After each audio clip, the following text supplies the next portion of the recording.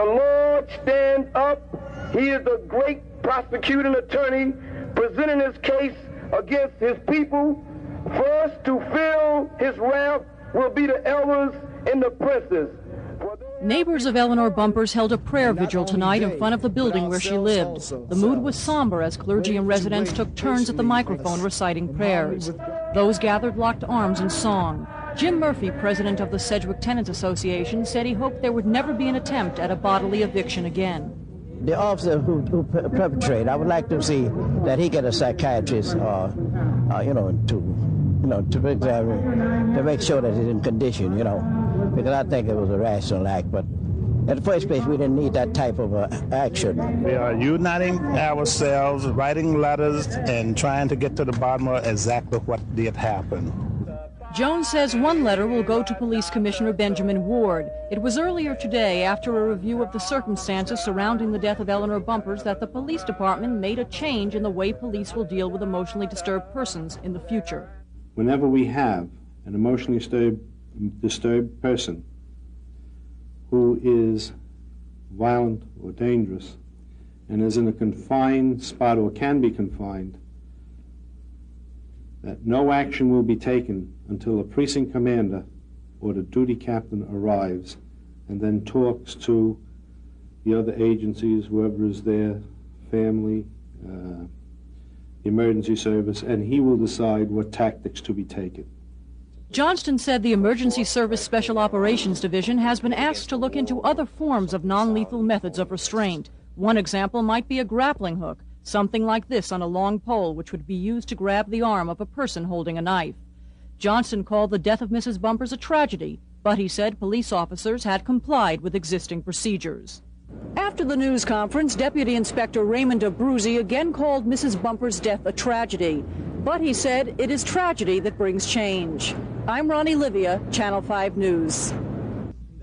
The cards and telegrams came from as far away as Texas, all in response to the shooting death of 67-year-old Eleanor Bumpurs by a New York City police officer who, with 5 others, sought to evict her from her Bronx home for non-payment of rent.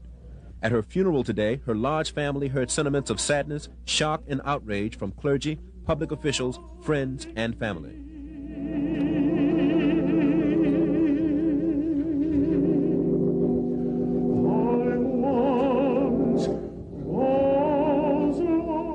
Somehow, somewhere in this city, because of this death, there are going to be some changes in procedure.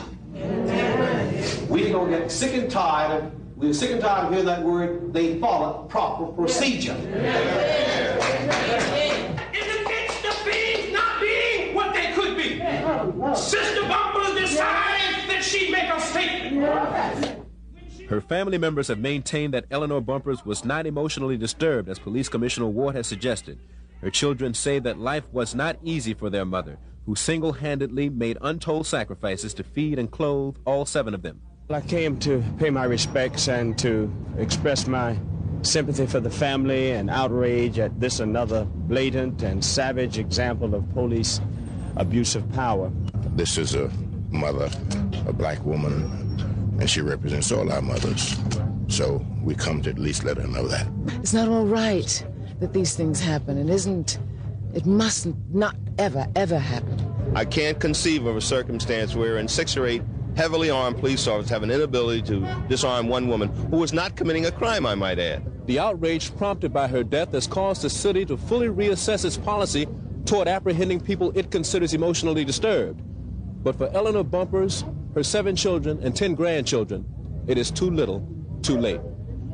Chuck Curry, Channel 5 News in the Bronx. An emotional street co-naming ceremony in Queens today, honoring the memory of Clifford Glover. He was just 10 years old when he was shot and killed by a plainclothes police officer who approached him and his stepfather in an unmarked car while they were walking. Fox 5's Antoine Lewis takes a look back at this case and why many say today's street renaming is long overdue. A new name helps identify 112th Road and Guy R. Brewer Boulevard in Jamaica, Queens, Clifford Glover Road. A co-naming 50 years in the making, says his sister, Darlene. This means a lot to me. On the morning of April 28, 1973, 10-year-old Clifford Glover was shot and killed by a white plainclothes policeman while walking to work with his stepfather. That officer, Thomas Shea, said he had tried to question them about a robbery and they ran off. Glover was shot in the back. According to records, Shea said Glover pointed a weapon at him, but ballistic testing didn't support his story. And he was indicted for murder but acquitted by a predominantly white jury in 1974. The verdict prompted a group of outraged Queens residents to attack a visiting Little League team and its supporters from Long Island. A 12-year-old Eric Adams was on that home team. They swarmed the field and they started attacking the white young ball players from Long Island. This co-naming of the street is where Glover was shot. We're taking another step forward to ensure that Clifford's name and story are forever etched in the history of New York City. Clifford Glover was in the 4th grade at PS 40 when he was killed and never got to graduate elementary school. That changed Friday when Allison Branker, the current principal of PS 40, presented an official diploma to Glover's family. The Glover family received a settlement believed to be about $50,000 from the city, but say his death tore their family apart. Darlene says while this sign honors her brother's memory, it is nonetheless bittersweet. When this sign came down and when they gave me this, everything that was so tight with anger or hurt kind of shattered. From Queens, Antoine Lewis, Fox 5 News. The Katherine Massey Book Club debut session for 2026. Worthless Negro from Virginia, Gus T. Renegade, in for another broadcast of the context of white supremacy, specifically for non-white people victims of white supremacy. Today, Friday, January 2, 2026. So I have been told. We are wrapping it all up with William Rosenau's Tonight We Bombed the U.S. Capitol. We will wrap it up, be moving on to a brand new book next week. Again, I say, hey, one thing that we should think about, if not learn from this book, if not all white people are racist, do any of the white people that we've heard about in this book qualify? Anybody who has been reading along, listening along, do you think, hey, if such a creature does exist, is this how a white person who is not racist, is this how they would logically behave? I don't know. You have to, I don't know. I have not been convinced at all. The audio segments that we heard at the beginning, last week, we heard about May 19 bombing the police benevolent officers building in Lower Manhattan. This was in 1985, and they said that they were doing this in response to racism, and that the police department, they uphold racism, and they mentioned specifically the cases of Michael Stewart, Eleanor Bumpers, Clifford Glover. They mentioned all three of these cases and saying, oh man, we're in response to this, and you're messing over black people and killing black people, and bow, we bombed the PBA facility in Manhattan. Now, I did say that's one of the bombings specifically. They did call in advance, like the Weather Underground, and we're going to bomb the facility and get people out so they can, I guess, do the lie and say that they're nonviolent, or, you know, we don't harm nobody. But there were 2 custodial workers at the facility during the bombing, and they were injured. They didn't die or anything like that, but they did get injured. I wouldn't care if it was a paper cut. I said last week, I strongly suspect that those custodians were, like now, non-white people, especially in New York City. I strongly suspect that those are some black people. Like, get out of here. Fuller talked about that in great detail. If you're going to do counter violence, don't you go messing over black people.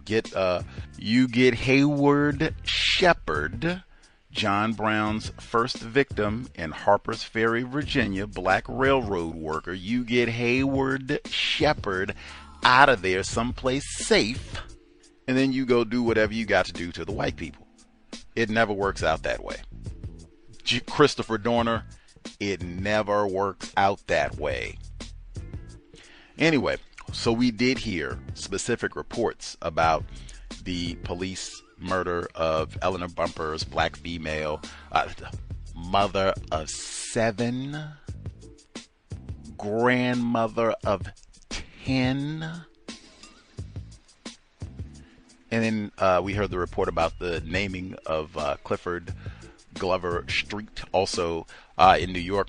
I didn't have a report on Michael Stewart, but I mean, hey, I could have played racks of audio from Michael Stewart. I told you, Eleanor Bumpurs and Michael Stewart, they are shouted out towards the end of Spike Lee's famous Do the Right Thing, where he does a roll call of, many of the black people at that time who've been killed by police or racists in general, and their names are on that roll call.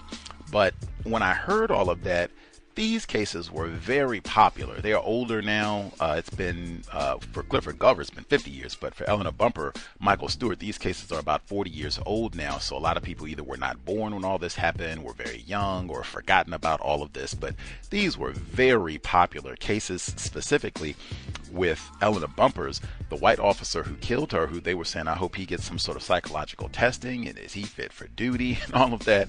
Man, they had 5,000 police officers in New York. I suspect some of them might have come from outside of New York City, maybe even outside of New York State, but they had 5,000 officers come and march in support of this white officer who shot and killed Eleanor Bumpurs, grandmother of 10, mother of 7.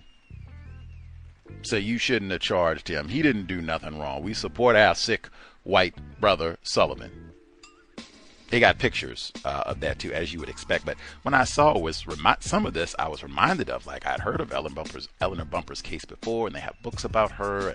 Even Clifford Glover, they named the street after him, and they got books about his death too. White people are not ignorant about these cases. In some cases, white people wrote whole books about these cases, and this didn't happen in Milwaukee, no disrespect. This didn't happen in Kansas. This didn't happen in Indiana. This happened in New York City. They got the New York Times everywhere. When I say everywhere, all over the world. So, and I just told you, they talked about these cases in Do the Right Thing. By the time they were mentioned in that film in the late 80s, people already knew about Michael Stewart, Eleanor Bumpurs. Like I said, they got whole documentaries online. It's 40 years later, and they got whole documentaries online about Michael Stewart. Like I said, books about these people. So white people are not ignorant. Apparently, the white people in M19, lesbians and all, they heard about these cases, black people being killed, and their response. Now, you heard the bevy. Let's write letters. Let's protest. Let's write a book. Let's bomb the PBA.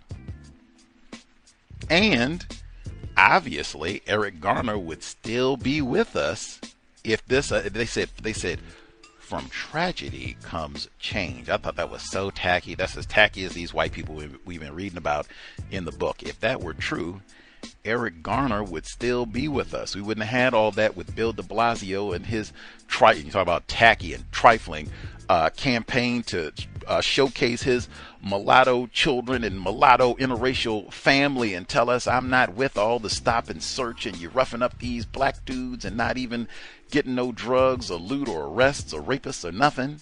We wouldn't have had all that if this produced change. We would have, oh man, that's right, Clifford Glover, we ain't gonna do that no more. Oh yeah, that's right, Eleanor Bumpurs, we won't do that no more. Please. We heard Ossie Davis that's why I said these cases were so popular. Did you hear Ossie Davis? He was one of the ones, proud resident in New York. We even read about him at the beginning of last year, being in New York with Dr. Maya Angelou, his lovely wife, the late great Ruby Dee.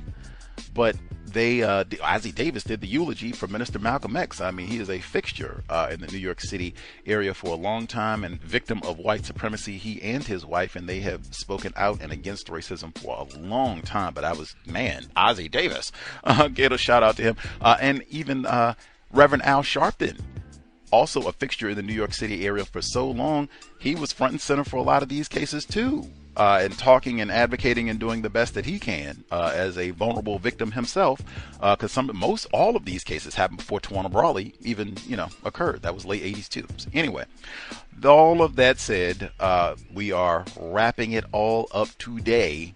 William Rosenau's "Tonight We Bombed the U.S. Capitol." Not all white people is racist, they tell me. Katherine Massey Book Club, first and final audio segment. At 6 p.m. on May 12th, the phone in apartment D rang. A special agent picked up the receiver. There was a man on the other end of the line. "Hi, this is David. Is Ann Morrison there?" "No, she isn't. Who's calling, please?" The caller hung up. The FBI agents concluded that the caller was probably Berkman, trying to find out if the place had been raided. The FBI lugged 10,000 pieces of evidence out of the apartment. It took months to comb through it, but years of loose ends were coming together to form a clearer picture. Investigators knew from Cherry Hill that Linda, Susan, Alan, and Tim were part of a conspiracy involving guns and bombs.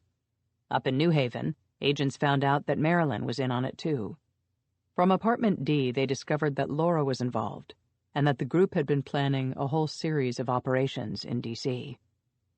The material seized in apartment D revealed something else as well. The Bureau now knew what it had suspected all along, that the Washington and New York bombings had been done by the same people.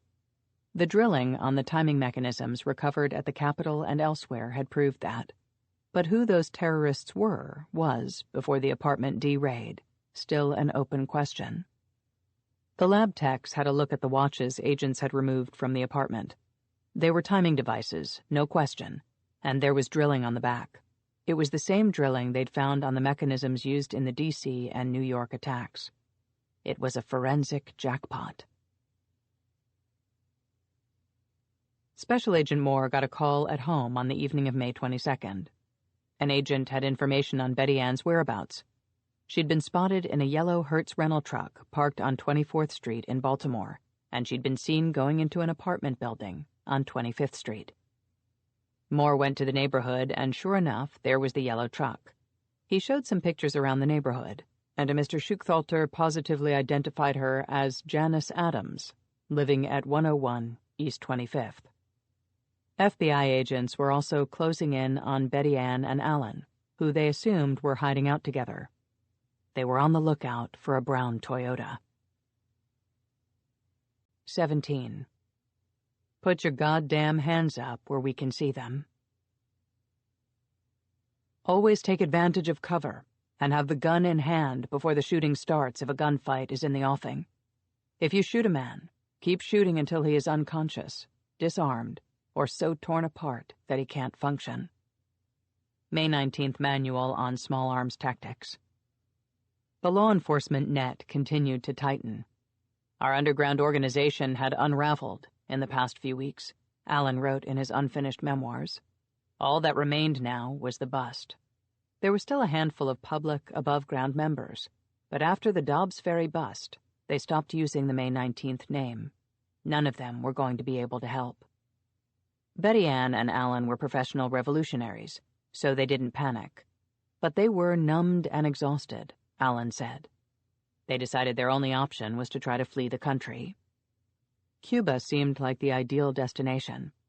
The Castro regime was a sanctuary for fugitive American radicals. Maybe they could meet up with Willie Morales and Assata Shakur. Morales remained one of Allen's biggest fans. As he wrote later, "Allen, you're my hero, and above all you will be my brother no matter what the damn consequences are." They'd planned a layover at a bungalow they had rented in the Poconos Mountains in northeastern Pennsylvania, where they'd have a chance to rest and regroup. May 23, 1985. Allen was driving a blue Toyota, registered to someone called Francis Marshall in New Jersey, and carrying a driver's license in the name of William Lunderman. He was wearing a red wig and had a white plastic shopping bag, inside of which was a fully loaded Walther PPK .38 caliber pistol. Betty Ann rode in the passenger seat. Inside her tan purse, there was May 19th's favorite sidearm, a Browning high-power 9mm pistol, fully loaded, with a round in the chamber. They headed up Route 611 toward their Poconos hideaway. 17 miles outside Philadelphia, they decided to take a break. Driving through Horsham, Pennsylvania, they saw a Friendly's restaurant and pulled into the parking lot. Betty Ann took her purse, and Alan grabbed his plastic bag. They had hamburgers and coffee for supper, and 50 minutes later, they returned to the Toyota and headed north toward Doylestown. Then their antennae started to twitch. Something wasn't right. "We've got to get off this road and check it out," Alan said. At about 8:30 p.m., they pulled into the parking lot of a Doylestown Township elementary school. Their instincts were right. Unmarked cars cut them off, and FBI special agents pounced. "Put your hands up," an FBI agent shouted. "Put your goddamn hands up where we can see them or I'll fucking kill you. Get your hands off that fucking wheel." The bureau man grabbed Alan's hair, and the wig came off in his hand. Another agent got the drop on Betty Ann, who had her hand in her purse. Betty Ann and Alan were cuffed and taken away to the FBI's Philadelphia field office at 600 Arch Street. Special agents searched the Toyota's passenger compartment. In addition to the pistols, they found a bottle labeled sulfuric acid. They popped the trunk, and inside there was a mini arsenal, a 12-gauge sawed-off Mossberg pump loaded, a silencer-equipped 9mm Beretta pistol also loaded with a round in the chamber. Sniffer dogs detected TNT traces. "They both seemed stoical and hardly said a word when agents surrounded them," said FBI Special Agent James McIntosh. "They offered no resistance." During processing, Alan maintained his revolutionary discipline and kept his mouth shut. Betty Ann said nothing more than that she was not going to collaborate and demanded to speak to her lawyer. The FBI found plenty of evidence to connect them to the New York and Washington bombings and to other May 19th members. There was a key in Betty Ann's handbag, and it turned out it was for a lock on a garage she'd rented at 1850-52 Southeastern Road in Doylestown. The Bureau had a look and found loads of cash.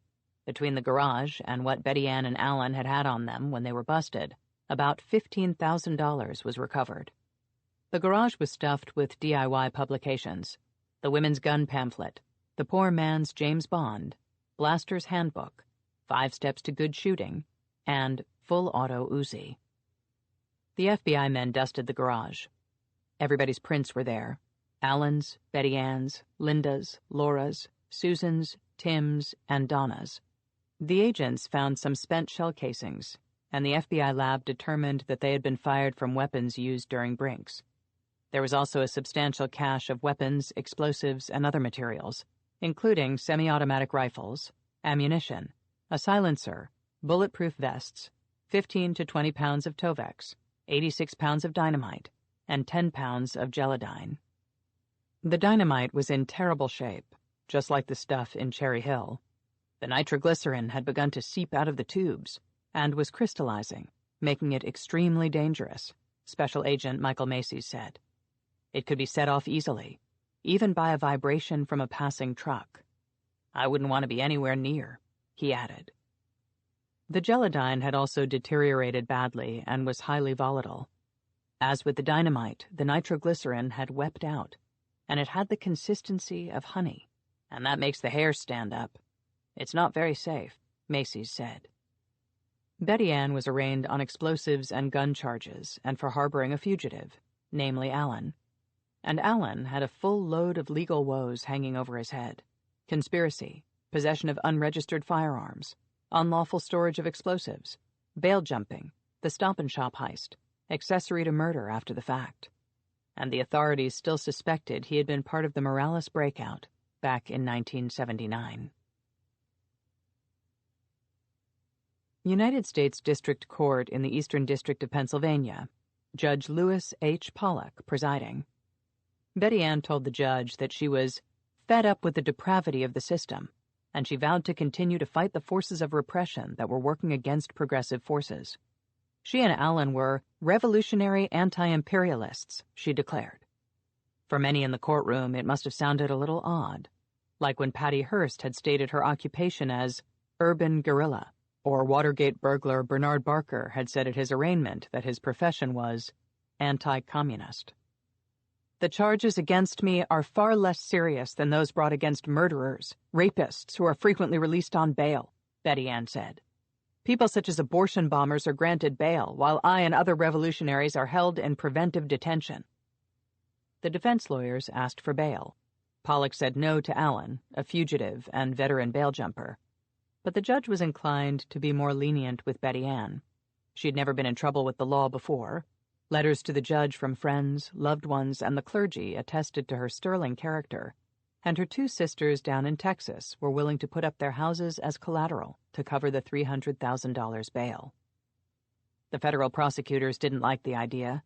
They said that she was facing decades in prison and that she had no known legitimate employment, no known legitimate source of income, no ties to this district, had traveled in several districts within the last year in the company of notorious fugitives, and had acted to assist those fugitives while using disguises and false identification. And incendiary rhetoric in the courtroom indicated that she intended to flee and continue the clandestine lifestyle.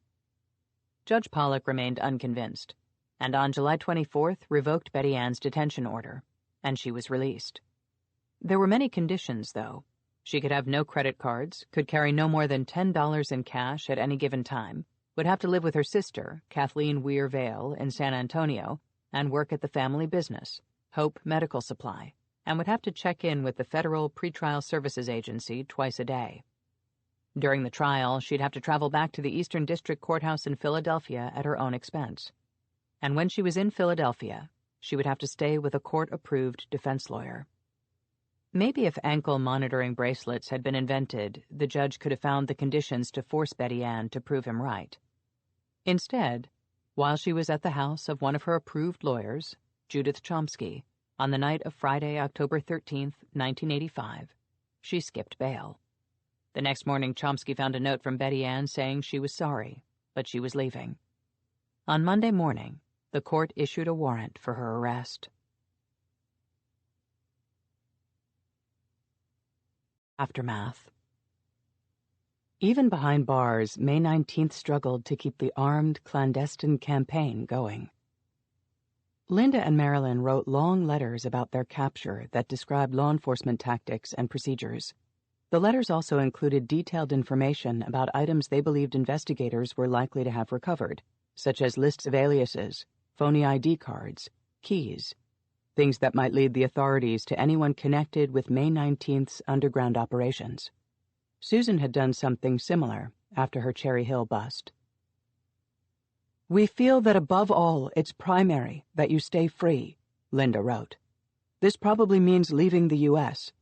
We support whatever it takes to keep you free to carry out our revolutionary work wherever it may be."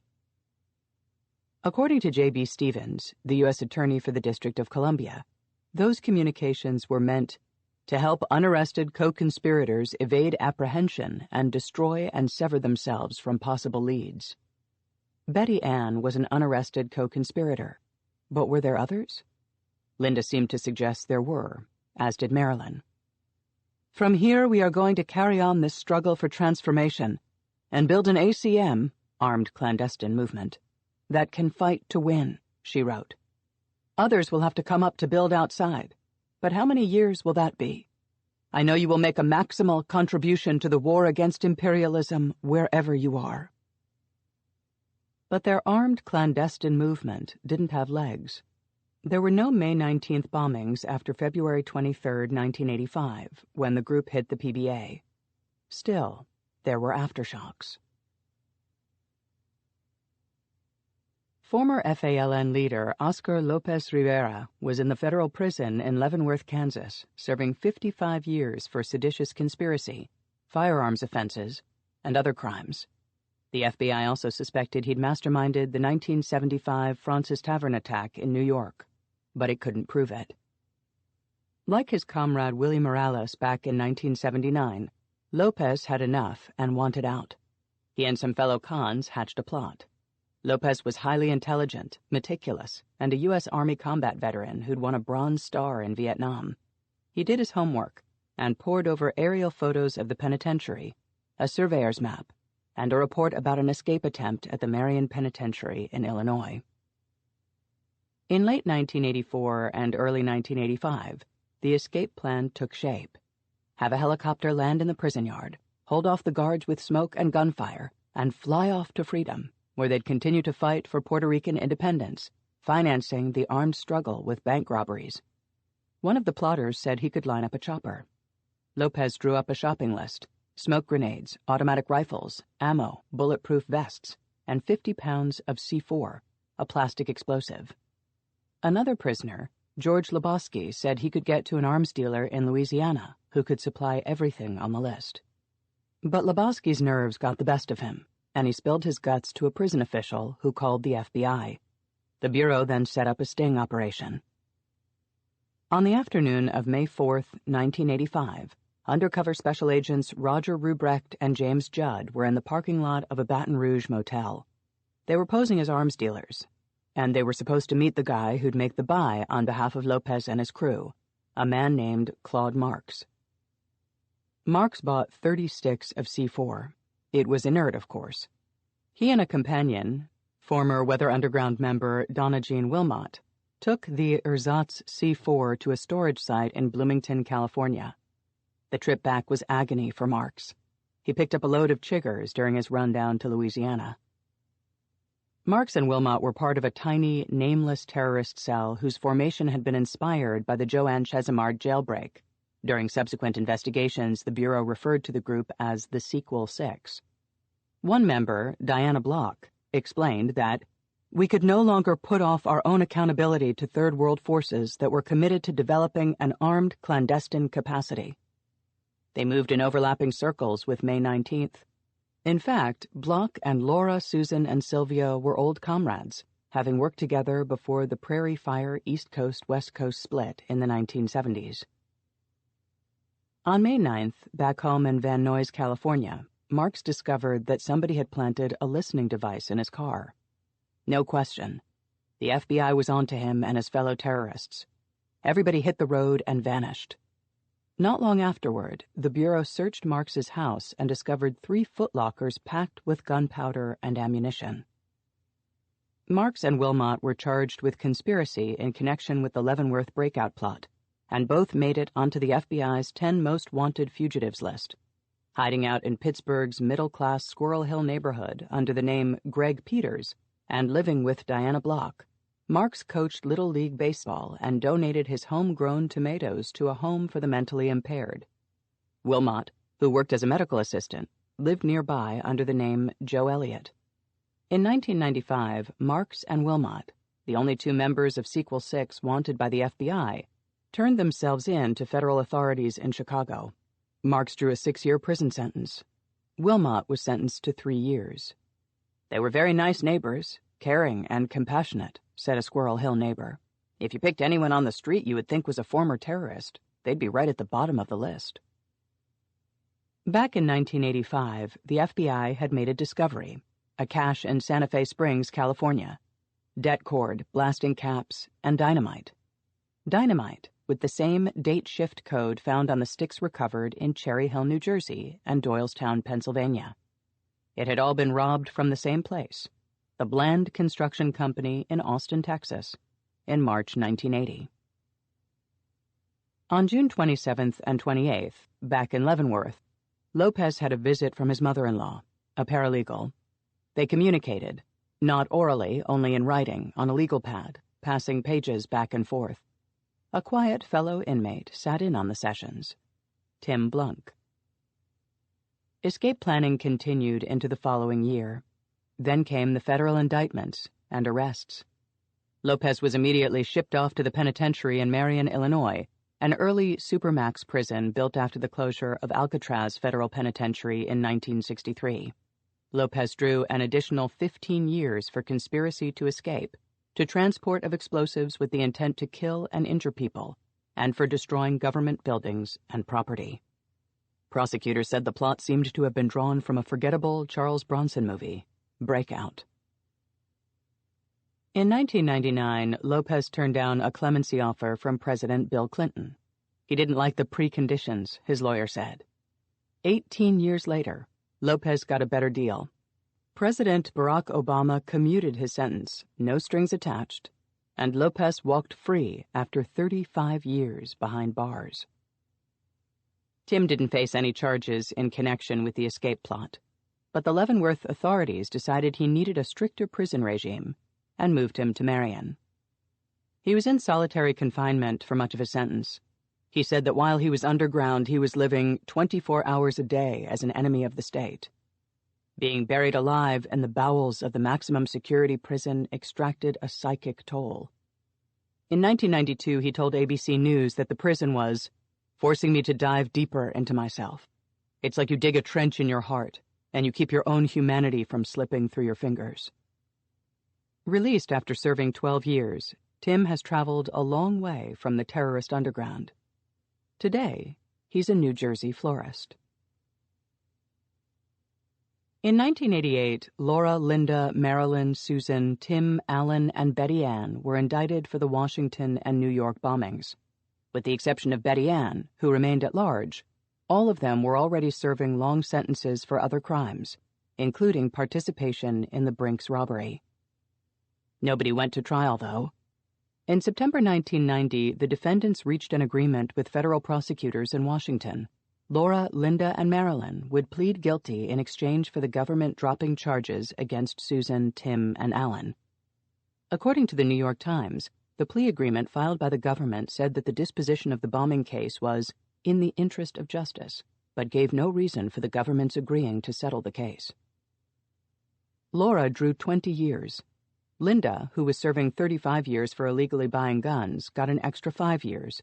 And Marilyn, who was serving 50 years for Brinks and the Chesimard breakout, got an additional 10-year sentence. Marilyn, together with Shakur, was charged with conspiracy to violate the RICO Act, participation in a racketeering enterprise, bank robbery, armed bank robbery, and bank robbery murder. On May 11, 1988, they were convicted on all charges in the Southern District of New York Court. What was left of May 19th's above-ground structure dissolved in the aftermath of the arrests and trials. But though the group no longer formally existed, former members were active in groups such as the Committee to Fight Repression and the Washington Committee for Political Prisoners' Rights, which continued to agitate on behalf of imprisoned North American anti-imperialists, including Laura, Marilyn, Linda, Susan, Tim, and Alan. Valerie Barr, a member of one May 19th affiliate, the Women's Committee Against Genocide, would go on to become a professor of computer science at Union College in Schenectady, New York. In 2013, she took leave to work at the National Science Foundation, or NSF. The following year, the NSF fired her after the Office of Personnel Management concluded that she had misrepresented her affiliations with subgroups of May 19th Communist Organization, a known terrorist organization. Although Barr later acknowledged that she had known Judy Clark and Kawase Balagoon casually, she denied that she had had any first-hand knowledge of the Brinks robbery and murders.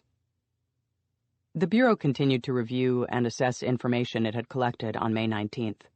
The New York field office reported to FBI headquarters in 1991 that back in 1986, May 19th had played host to 5 members of the Red Army faction. These members met with May 19th Communist Organization attorney, name redacted, and attended pretrial hearings in the SDNY, Southern District of New York, for May 19th Communist Organization member Marilyn Jean Buck and former FBI Top 10 fugitive and RNA member, name redacted. The Bureau typically redacts the names of living people before it releases documents requested under the Freedom of Information Act. But it's obvious that the former fugitive was Matulu Shakur. Sylvia had drawn a 40-year RICO sentence for her participation in May 19th's criminal operations, including Brinks. She spent part of her time in the high-security unit in the federal penitentiary in Lexington, Kentucky, a women-only underground prison within a prison. It was a strict regime. No mingling with the general population, walls painted white, routine strip searches, cavity probes, and strictly rationed communications with the outside world.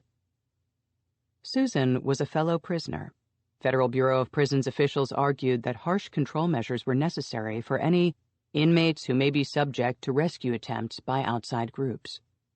Amnesty International reported in August 1988 that the work opportunities for Sylvia and Susan, despite their being highly educated, were limited to folding army shorts for 6 hours a day in a cramped, stuffy former utility closet. The Soviet Union claimed that the two women were among the thousands of people kept behind bars in the United States for political crimes. During the 1980s, the Reagan administration worked aggressively to counter Soviet disinformation, forgery, and deception operations, such as Moscow's claim that the Central Intelligence Agency had created AIDS as a biological weapon. Trut, a leading government organization, said that there is no doubt that methods of exerting psychological pressure aimed at breaking the will of prisoners are being mastered there. This is a kind of experiment that the FBI is making on them. Sylvia was an Italian national, and under the terms of an international treaty governing extradition and rehabilitation, she was entitled to serve out her U.S. sentence on Italian soil. Italian politicians, journalists, and friends and family members agitated for Sylvia's repatriation. As her mother told the Washington Post, Sylvia was a nice girl. It's only her politics that is bad. Washington and Rome came to terms in 1999, and after 16 years behind bars, Sylvia was returned to Italy, where she spent time under house arrest. By 2006, she was a free woman.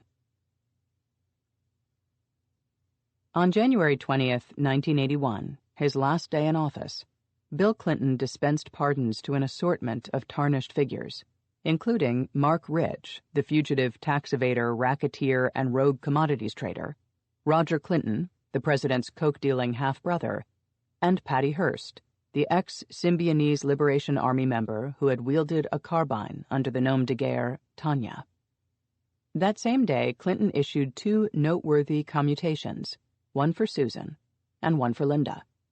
In the waning months of the Clinton presidency, celebrity lawyer Alan M. Dershowitz and Congressman Gerald Nadler had lobbied White House counsel Bruce Lindsay, pleading for presidential mercy for Susan. Susan had been indicted in 1982 for her role in Brink's and the Chesimard escape. In 1985, then U.S. Attorney Rudolph Giuliani dropped the case, citing the fact that she was already serving 58 years in connection with the Cherry Hill conviction. For her part, she has long denied any involvement in Brink's. "I am not guilty of those charges," Susan said in 1999. A letter from Nobel laureate Elie Wiesel was part of the package that went to Lindsay. After 27 years in prison for Susan and 25 for Linda, their sentences were commuted and they were released. Who pushed for Linda's commutation and why Clinton decided to grant her clemency remains unclear.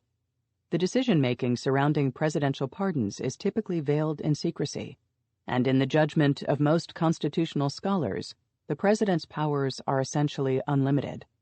As U.S. Senator Jeff Sessions said at a 2001 hearing on the Clinton pardons, "This is an unfettered power, a power given with no review whatsoever, contrary to almost everything else in our Constitution that has checks and balances." On August 6, 1999, having served her sentence, Laura walked out of Federal Correctional Institution Dublin in Northern California. A reception committee of activists awaited her at the front gate. Her prison pallor aside, she didn't look too bad, considering that she had been locked up in one jail or another for the past 14 years. She's spent much of her time since her release working as an HIV/AIDS activist, and on behalf of prisoners she considers political. Today, Laura speaks elliptically about her life underground. She's been the subject of a documentary and has made many public appearances, but she's never offered any revelations about May 19th. She's no longer a terrorist, but she maintains the discipline of the underground. She has no public regrets for the violence, nor is there any indication that she's had second thoughts about devoting most of her adult life to revolution. Behind bars, Marilyn devoted herself to caring for other inmates, promoting prisoner rights, and writing poetry. Penn, the writers' group, gave her multiple awards for her jailhouse verse. In Clandestine Kisses, a poem she wrote in 1990, she described the love that was forbidden behind bars as a form of political resistance. a crime wave of kisses, flouting women-hating satraps in their prison fiefdoms, furious that love cannot be arrested. Her family never approved of her politics or her revolutionary escapades, but kinfolk visited her often. If the photos taken at the time are any indication, she had a loving relationship with them. Like Laura, Marilyn stayed on message, never renouncing her past actions or spilling any real information about May 19th operations. In 2010, Marilyn was paroled after serving 26 years. Gravely ill with aggressive uterine cancer, she died in Brooklyn 3 weeks after her release. What remains of the extreme left still reveres her as an all-American icon of violent rebellion. Recalling Marilyn Buck the guerrilla and Marilyn Buck the artist, one admiring academic insisted that fugitive freedom was her avocation, and it remains her legacy. Sentenced to 10 years, Allen served his time in Marion and in Philadelphia's Holmesburg prison, a grim 19th-century penal fortress. Allen told reporters that he didn't care for the cheap, heavy meats dished out in the chow hall. Screaming inmates kept him up at night, he said, and he didn't like his jailers' mocking serenades. Their patriotic repertoire, which included America the Beautiful and Ballad of the Green Berets, got on his nerves. A fanatically anti-communist Cuban shared his cell block. The decidedly pro-Castro Allen worried about taking a shiv. "I have to keep my eyes open," he scribbled in his prison journal. But Allen spoke of his jailhouse hardships without a trace of self-pity. He had moved along a trajectory from Eagle Scout to medical doctor to professional revolutionary, from gentle healer to armed robber to convicted terrorist. Prison time was a rite of passage for any insurrectionist as committed as he was. Interviews with Allen during his first years behind bars revealed a man who hadn't wavered in his political commitments. When asked how he felt about the cops who were murdered during revolutionary appropriations, he gave a chilling response. "I know policemen have families, but that's not your sole definition in life. Maybe Adolf Hitler was nice to Eva Braun. I don't know." One jailhouse informer told the FBI that prisoners knew Allen was doing time for Brinks and other serious crimes, which they consider a big deal, and they are aware of his politics and they respect him for fighting for their cause, as well as the fact that he is a doctor, which gains him respect. His fellow inmates nicknamed him Brother Doc. But Allen's revolutionary ardor cooled over time. During his prison stretch, he finally put aside his dreams of violent revolution and made no more calls for selective assassination. He got out in 1992, after serving 8 years. On the outside, he became a prominent AIDS activist and vice chairman of the epidemiology department at Columbia University's Mailman School of Public Health. He lived modestly in a railroad apartment in Greenwich Village, his flat decorated with political posters and Indian throw pillows that gave it a distinctly 1970s feel. Hodgkin's disease killed him in June 2009. Judy was convicted on second-degree murder and robbery charges in connection with Brinks, and since 1983 she's been behind bars in the maximum security Bedford Hills Correctional Facility for Women in Westchester County, New York. An old con in her late 50s, as she once described herself. She's been reported to be a model prisoner and has reestablished a relationship with her long-estranged parents and rediscovered Judaism. She said that she's no longer the person she was back in 1981, a single-minded fanatic who considered myself at war with America. Politicians, members of the clergy, Hollywood notables, and Broadway lovies like Glenn Close, Steve Buscemi, and Kevin Kline lobbied for her release. But given her sentences, there was only one way that Judy could expect to get out of Bedford Hills alive: clemency from the New York governor, which would make her eligible for an early parole. For decades, a gubernatorial commutation seemed far-fetched. But one evening in September 2016, Judy received a special visitor, New York Governor Andrew M. Cuomo, who spent an hour with her. She told the governor how her ideological extremism had led her into a moral cul-de-sac. Groupthink and zealotry and internalized loyalty had sapped me of my own moral compass, she said during their meeting. Cuomo was impressed. He told reporters, "When you meet her, you get a sense of her soul." He said his session with Judy had helped him understand her motivations. "You're fighting for good versus evil. That's what sends young men into war with guns to kill other people." In late December 2016, Cuomo commuted her sentence, and she became eligible for parole the following spring. Judy's friends, supporters, and family were naturally ecstatic. As one supporter told the Daily News, "She's been able to analyze what she did wrong and will certainly be an asset to the world if she is released." The families of the Brinks victims, prosecutors, police, and FBI agents who had investigated NYROB were outraged. Rockland County Executive Ed Day, a former NYPD detective, said, "Commutation of Judith Clark's sentence is a vicious slap in the face to every member of law enforcement, the victims' families, and every person who was touched by the brutal and cowardly 1981 Brinks robbery in Rockland County that she chose to take part in." Hundreds of letters opposing her release flooded into the New York State Parole Board, and opponents of Judy's release held public rallies in Rockland and Albany. But most people on both sides thought her release was practically inevitable. Nobody could recall the last time in New York that a commutation from the governor hadn't resulted in parole. The board issued a unanimous ruling on April 21, 2017. It told Judy that letting her out would deprecate the seriousness of your crimes as to undermine respect for the law. You are still a symbol of a violent and terroristic crime. "I want her to stay there for the rest of her life," Josephine Page, the widow of Peter Page, the Brinks employee murdered during the botched robbery, said after the decision. "My husband is in the ground and she's going to get out? She doesn't deserve it." Judy's daughter, Harriet, said that her mother did not kill anyone, and it's hard for me to understand who is served by making her die in prison, which is what decisions like this eventually amount to. In April 2019, 7 months shy of her 70th birthday, Judy faced the parole board again, and in a 2-to-1 decision, they voted to release her after 37 years behind bars. Supporters were jubilant. New York Mayor Bill de Blasio said that Judy had atoned for and taken full responsibility for her part in the heinous crime. Her rehabilitation and release should be a model for detainees to strive to emulate. Others blasted the board's decision.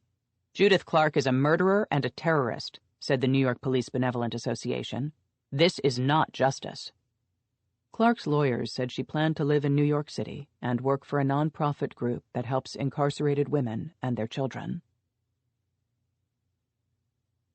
34 years after jumping bail in Philadelphia, Betty Ann's still on the run. She's near 80, if she is still alive, but she's still armed and dangerous, according to the FBI, which is offering a $50,000 reward for information leading to her arrest and conviction. In 1995, the Bureau speculated that unspecified May 19th remnants in Central Texas might be part of a support network for Betty Ann. Obama-hating birthers claimed that Betty Ann is the 44th president's real mother. Martha Trowbridge, the hostess of Terrible Truths, an online radio show, insists that Betty Ann's purported son is a Manchurian candidate-like stooge, a golem in a U.S. government overthrow plot that's been spooling out for decades. And 37 years after she failed to appear in court to face charges in connection with the anti-apartheid protest at JFK Airport, Donna's still at large. Back in 2013, the FBI reportedly picked up some fresh leads and thought it might be closing in on her. Allegedly, she was traveling with Betty Ann. They were a couple of real-life Thelma and Louise-style fugitives, the press said. Donna's on an Interpol wanted list. She's been profiled on the CNN series The Hunt with John Walsh, and the Bureau's offering a $100,000 reward for information leading to her arrest. It's been one of the longest fugitive hunts in New York history, according to the Port Authority of New York and New Jersey. The Port Authority will not let this go until Borup is brought to justice, said a spokesman. The far-left terrorist project that began with the Weathermen in 1969 and 1970 and continued into the mid-1980s with May 19th ended in abject failure. Former May 19th member Mary Patton concluded that Our larger project of revolutionary war in America could not have been more ambitious or more delusional. May 19th, she wrote, was always on the margins of the margins, the periphery of the periphery. Writing about the world of Soviet espionage inhabited by members of the Communist Party USA during the 1930s, the journalist Daniel Oppenheimer described a similar atmosphere of isolation and futility, the accumulated tedium of years of underground work and how little there was to show for it, and the sappingly antisocial patterns of underground life and all the dislocations and secrecy and lying. With the fall of the Berlin Wall in 1989, the dissolution of the Soviet Union in 1991, and China's vigorous embrace of authoritarian capitalism, whatever prospects of Marxist-Leninist revolution that had existed disappeared. Ideological inspirations such as Castro's Cuba and Mugabe's Zimbabwe descended into despotism and deprivation, and the prospects for Palestinian liberation have only diminished over time. That said, the passionate anti-Zionism of at least some former May 19th members hasn't waned. In 2016, Laura was part of the U.S. Prisoner, Labor, and Academic Solidarity delegation to Palestine. In a statement after the trip, the delegation reported that the Palestinians we spoke to insisted on framing the roots of current-day problems in the historical context of Israel's settler-colonial apartheid regime. The group included 2 former Black Panthers, as well as Diana Block and Claude Marks, the members of the cell connected to the attempted Lopez breakout. As sociologists such as Donatella Della Porta have concluded, leftist terrorism emerged in the West as mass protest movements, including those against the Vietnam War, entered a period of terminal decline. The prospect for the emergence of the kind of large-scale left-wing radicalism, such as the United States experienced in the late 1960s and early 1970s, seems remote. Despite claims by Fox News and others that Antifa activists are terrorists, their street brawling and harassment of right-wing extremists hardly rise to the level of the left-wing political violence of the 1960s, 70s, and 80s. The same cannot be said about neo-Nazi and white supremacist violence. The historian Kathleen Belew argues that the Vietnam War bred a generation of white power extremism that culminated in the horrific attack in Oklahoma City in 1995. That movement, never far below the surface of American life, was re-energized by the election of Barack Obama and Donald Trump, and remains committed to the use of deadly violence against perceived enemies. African Americans, Jews, assorted race traitors, and members of other minority groups.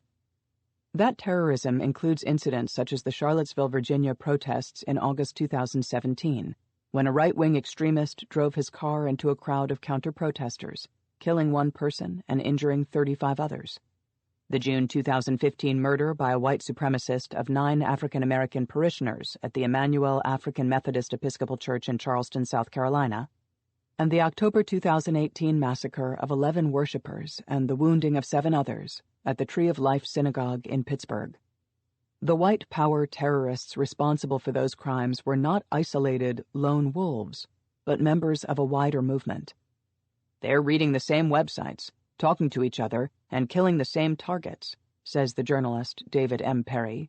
The lone wolves are actually a pack. In some important respects, however, today's white power extremists, and indeed violent Islamic jihadists, share many of the attributes of the earlier generation of terrorists that ended with May 19th. Of course, their ideological agendas are far different. The creation of an all-white homeland in the United States, the establishment of a new caliphate, communist revolution. But white supremacists and jihadists draw on some of the same impulses, beliefs, and emotions that motivated their far-left counterparts. A burning hatred of the United States, a yearning for a kind of utopia and a heaven on earth, a sense that they are soldiers engaged in a war, the demonization and dehumanization of their perceived enemies, and the conviction that the bomb and the gun are essential instruments for creating a new order. In a speech delivered not long after the attacks of September 11, 2001, President George W. Bush described an aggressive global campaign that would become known as the Global War on Terror, or GWOT.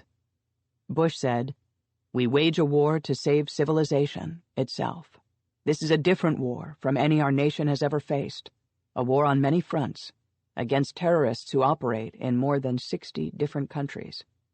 And this is a war that must be fought not only overseas, but also here at home." The GWOT immediately assumed a highly militarized character, with the wars in Afghanistan and Iraq justified, at least in part in the case of the latter, as key responses to the threat posed by terrorists capable of what the Bush administration termed global reach. The Obama administration dropped the term GWOT, but what has become the war with no name ground on, as it does today under Trump. The demise of May 19th suggests that a militarized approach to counterterrorism is not the only model, or the most effective one. Lacking any outside support, even within the ultra-left, May 19th, like their European counterparts, the RAF and the Red Brigades, never had any real prospects for success. But countermeasures also played a large part in May 19th's downfall. Although the Reagan administration and congressional hardliners tried to position May 19th and other left-wing terrorists inside a global terror network controlled from Moscow, the FBI took a persistent but low-key approach. Patient investigative work, surveillance, and aggressive prosecution, all done within the confines of the law, as well as some lucky breaks, brought the group down. Ultimately, the United States never waged a domestic war on terror.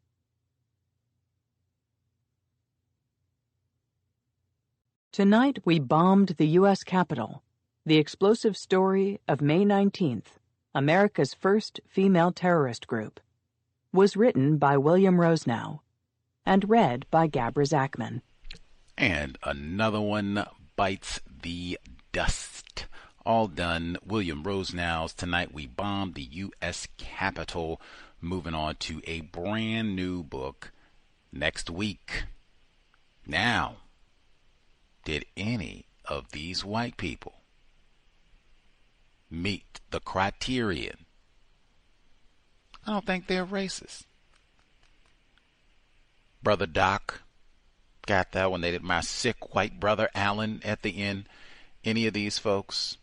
Sylvia, Susan, any of Judith Clark, any of them? Maybe. Betty Ann, maybe.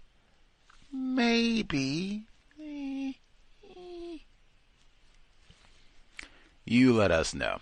The number 720-716-7300. The code 564943 pound. Press star 61 if you would like to participate. All done with this here text. Let's see.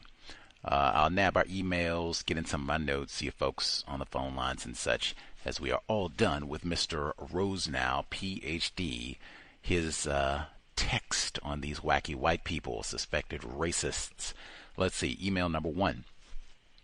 Greetings, Gus, listeners, and callers. This was a fascinating text. It certainly makes one think about what it means to be a white ally. Chapter 15. 1. There's ordinary murder, the byproduct of a drug or alcohol-induced frenzy, or maybe someone's double-crossed you. May 19th was not going to commit those kinds of crimes. Its goals were strictly political. It was an armed, clandestine military formation.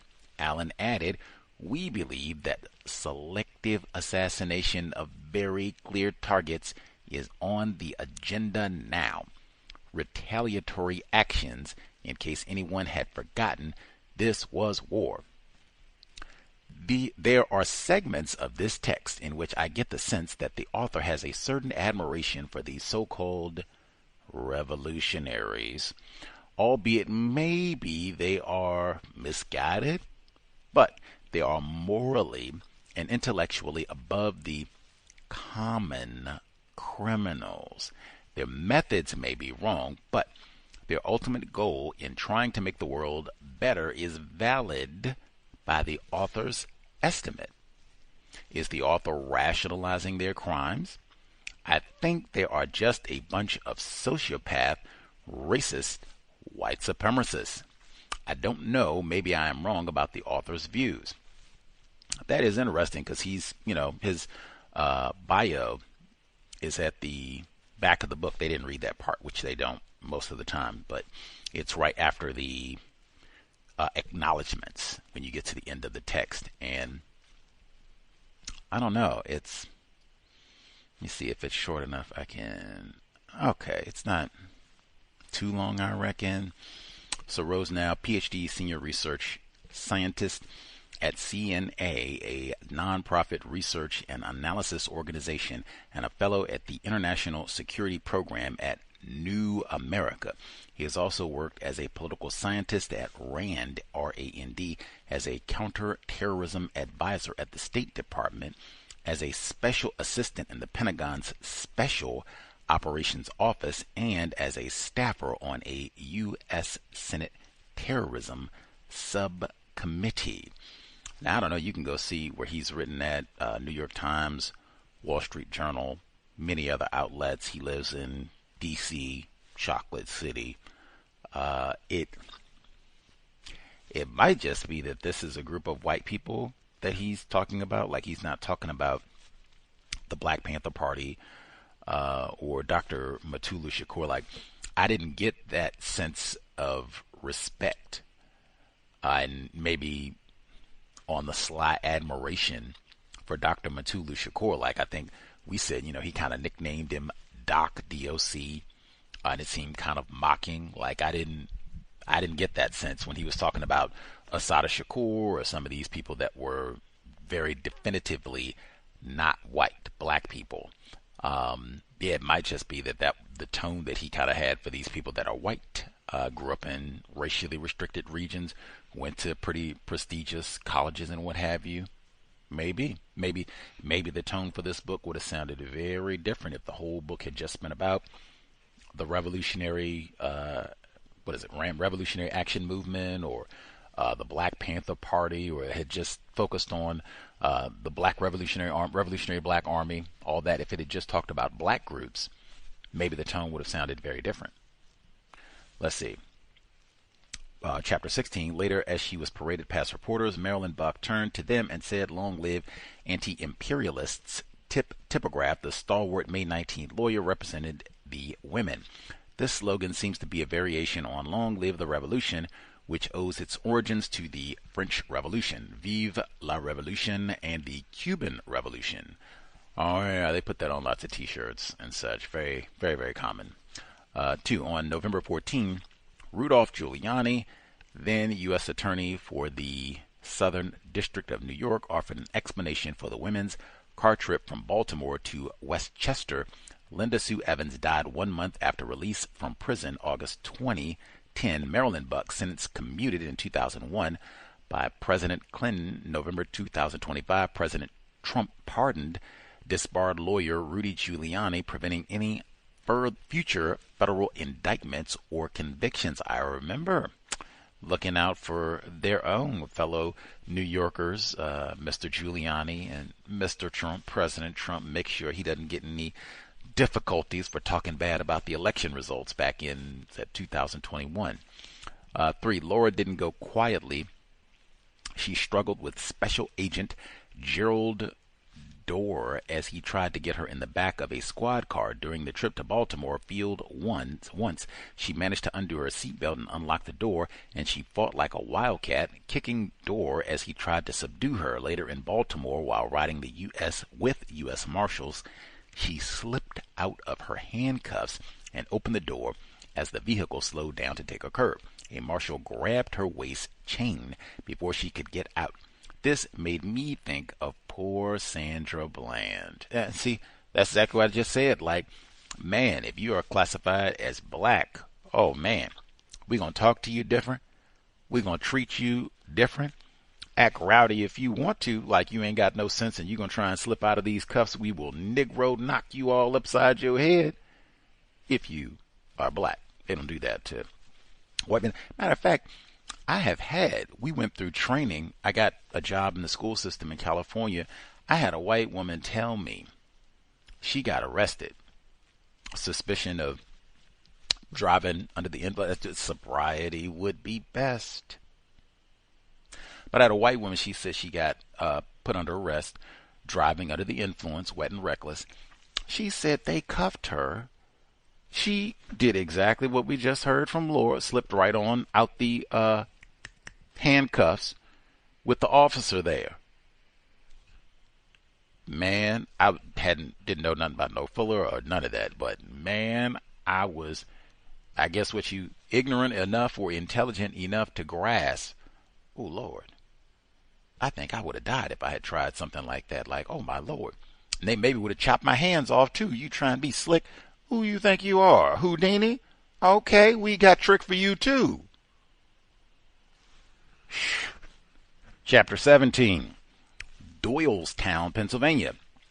In Bucks County, 2010, 8,380 population. The census, 94.8% white.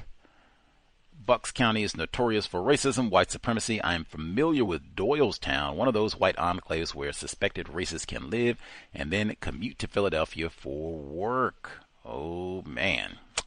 2.3% Negro in Doylestown, or that's, I guess, Bucks County in general. So, make sure you stay in Philadelphia if you head to eastern Pennsylvania. 2. United States District Court in Eastern District of Pennsylvania, Judge Lewis H. Pollock, presiding, Betty Ann told the judge she was fed up with the depravity of the system. Judge Pollock, born 1922, died 2012, was part of the Thurgood Marshall legal team litigating Brown v. Board of Education. Vice President of the NAACP Legal Defense Fund. See The Remarkable Career of Judge Lewis Pollock by Paul S. Diamond. How about that? Number 3. Maybe if ankle monitoring bracelets had been invented, the judge could have found the conditions to force Betty Ann to prove him right. Instead, while she was at the house of one of her approved lawyers, Judith Chomsky. I wonder, is that any relation to Noam Chomsky? What do you think? No? It's kind of an irregular last name, right? On the night of Friday, October 13, she skipped bail. The next morning, Chomsky found a note from Betty Ann saying she was sorry, but she was leaving. On Monday morning, the court issued a warrant for her arrest. Judith Chomsky, suspected racist, is the sister-in-law of Noam Chomsky. Suspected racist. Noam is the much-heralded leftist, intellectual, philosopher, and author, 150 books, and most cited. Recently, he was found to have a close relationship with millionaire pedophile Jeffrey Epstein. Everybody's cool with Jeff Epstein, so I mean... Chomsky had deeper ties with Epstein than previously known, documents reveal. Hey, what does it mean to be white? Aftermath. 1. In 1999, Lopez turned down a clemency offer from President Bill Clinton. He didn't.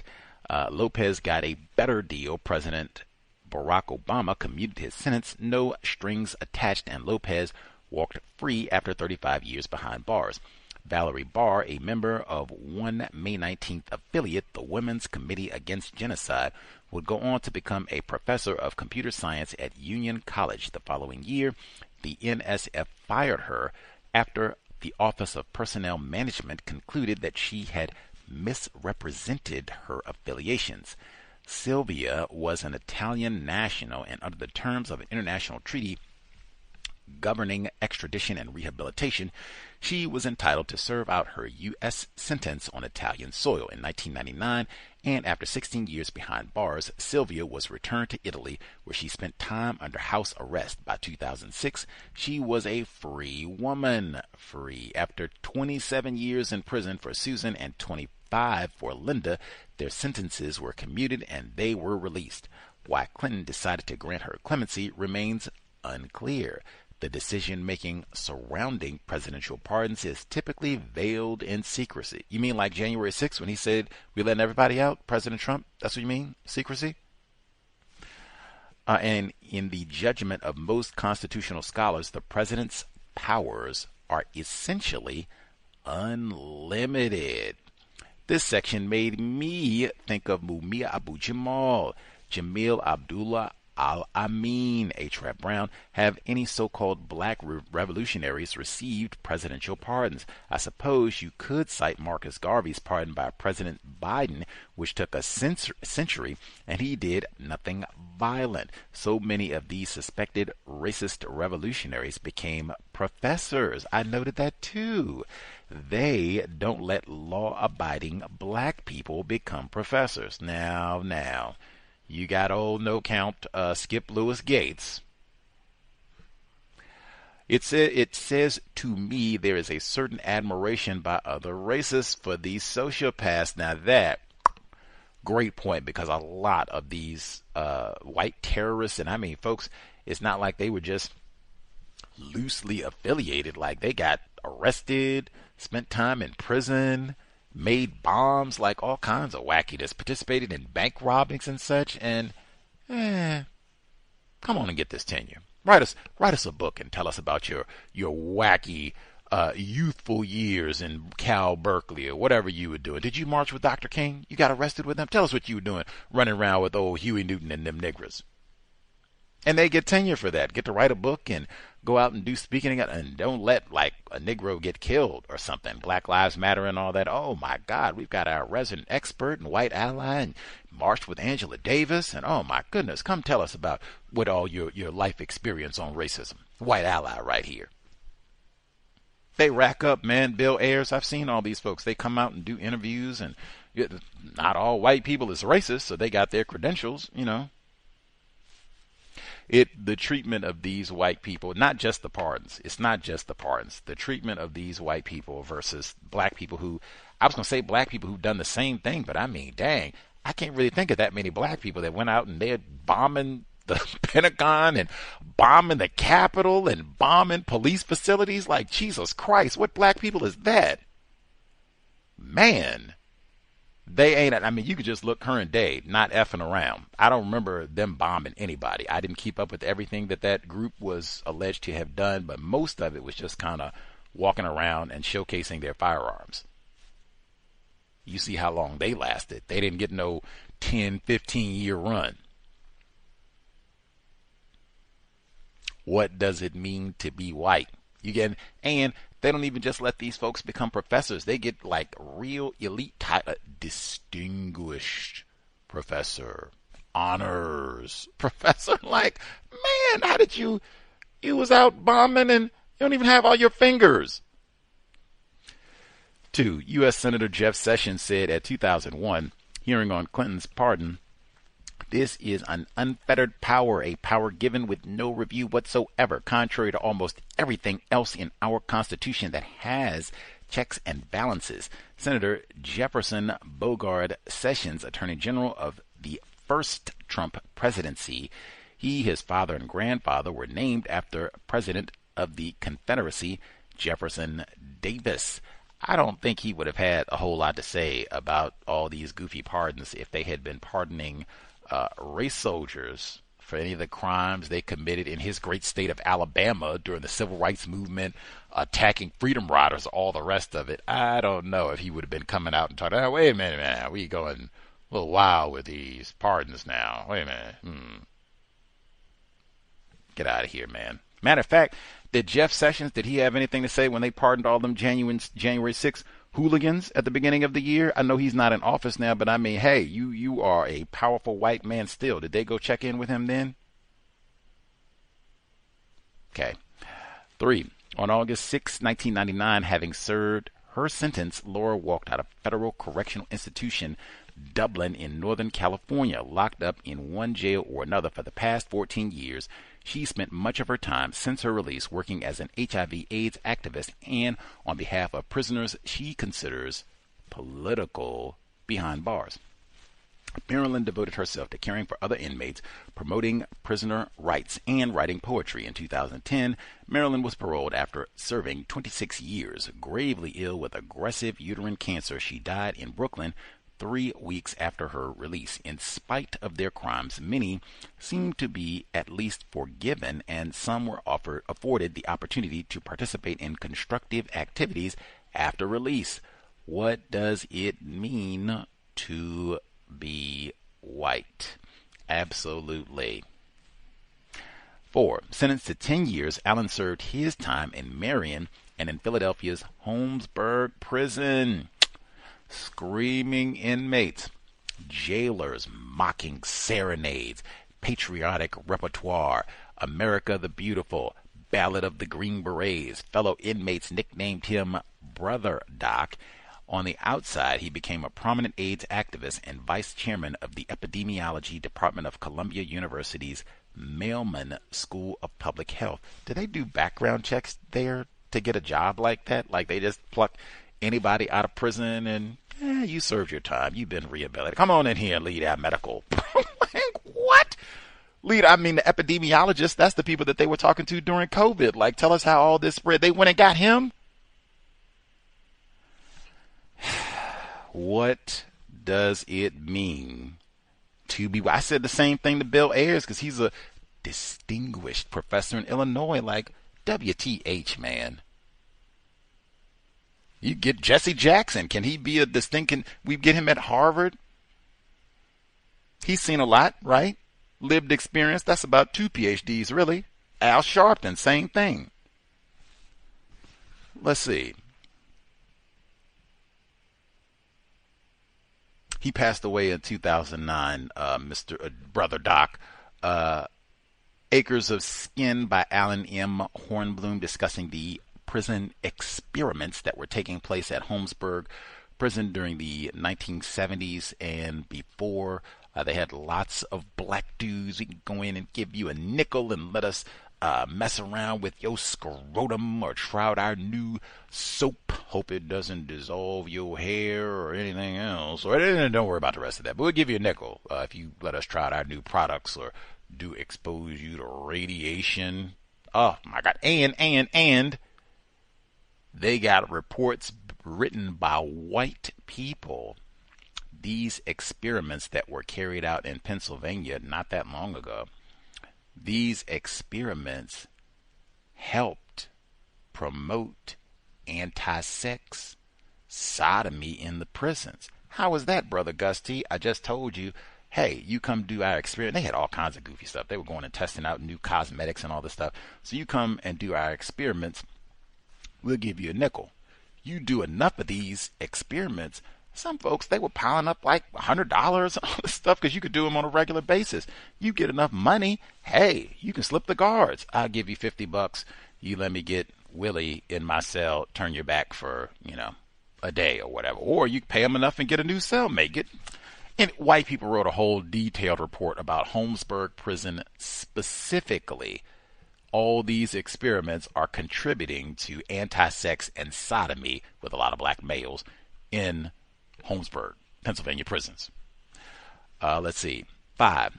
Judy was convicted on second-degree murder and robbery charges in connection with the Brinks 1983 robbery shooting. New York Governor Andrew Cuomo, who spent an hour with her in late December 2016, Cuomo commuted her sentence. Judy's friends, supporters, and family were naturally ecstatic. Families of the Brinks victims, one of them a black male, prosecutors, police, and FBI agents were outraged. Clark's lawyers said she planned to live in New York City and work for a non-profit group that helps incarcerated women and their children. I doubt Assata would have ever had the governor of New Jersey caping for her under any circumstances. That is facts. Like, are you serious? And even then, she didn't take no culpability, like, I was wrong, and, just stupid and didn't think things out. Like, oh, okay, we're all young. She'd even said that I got caught up in this vacuum of groupthink, and we were just in the silo. You know, everybody had the same views, and nobody was there to just ask a few questions to make us consider things from it. Like, no, not gonna take that one either. You're not even taking any responsibility for what you did and all that. You going out and bombing folks. Bank robberies, killing police. Man, sit down. If anybody need to die in bed, and ain't no question, this ain't even a Mumia thing where you're saying, I didn't do this. We got questions about this. Did you really pull this up? This isn't even that. You did all this stuff. Bragged about doing all this stuff. Sit your hind parts here. 5. Let's see. 6. 34 years after jumping bail in Philadelphia, Betty Ann still on the run. She's near 80 if she's still alive. White people live a long time in the system of white supremacy, racism, especially white women. Hey, J. Strom Thurmond was 101. His daughter, she almost lived to be 100. Easily, I think she could easily still be hanging out. You got white friends that go and ferret you away to Cuba and all these other places and set you up with bankroll, Jim Jones style, and get you a new passport and social security number and all that stuff. She could easily still be alive, kicking it, making bombs, painting pictures of bombs, all of that. She's still on the run. She's near 80, probably still with us. She's still armed, dangerous, according to the FBI. Obama-hating birthers, he don't call them racist, claim that Betty Ann is the 44th president's real mother. WTH. What? What? And even, wait a minute. Now, the racists, and this would include President Trump, right? Wasn't he the king of the birthers? You can correct me if I messed that up, but I thought, if OBs are the birthers, right, we need to see your birth certificate. We got this old sliding nigger, and you're not even a U.S. citizen. You know you came in from Kenya, you old Mau Mau chief in office. If that's what it is, how is Betty Ann his mother? That would mean he is a U.S. citizen. Even if she did find her some Mau Mau Kenyan to have sexual intercourse with, U.S. citizen. He got a white mama. I mean, dang. They saying she not a U.S. citizen? Betty Ann? She's born someplace else? They saying Betty Ann was a Kenyan. Come on, man. When you can lie and practice it, you just make up anything. If he a Kenyan, he ain't got no white mama. Even a terrorist white. Come on. They make up anything. That's it. That's his real mother. Old Betty Ann on the. What are y'all What? I swear, I don't even remember hearing this. Real talk. I check the news all the time. During that 2008 presidential election, I remember the racist watermelon patches. I remember the Kool-Aid. I remember the Obama bucks. Hillary Clinton, I got to stay in the race. He could be assassinated. I remember all of that. We did a whole project on that. Like, we were collecting articles. It was a whole group of us. We were collecting articles and everything. I do not know now. It might be I didn't know about May 19th at that time, so that name wouldn't have meant anything to me. Maybe. But I mean, dang, they would have had to. All you had to do is give me one little snippet of explanation that, what? That's not his real mother. His real mother's not no Kansas white woman. His real mother. She's running around bombing and all this May 19th, old seditious. Like, what? That's another one. What does it mean to be white? We just lie and lie and lie all the time. Let's see. His real mother. Martha Trowbridge, the hostess of Terrible Truths, an online radio show, insists that Betty Ann's purported son is a Manchurian candidate-like stooge, a golem in a U.S. government overthrow plot that's been spooling out for decades. What? What are you talking about?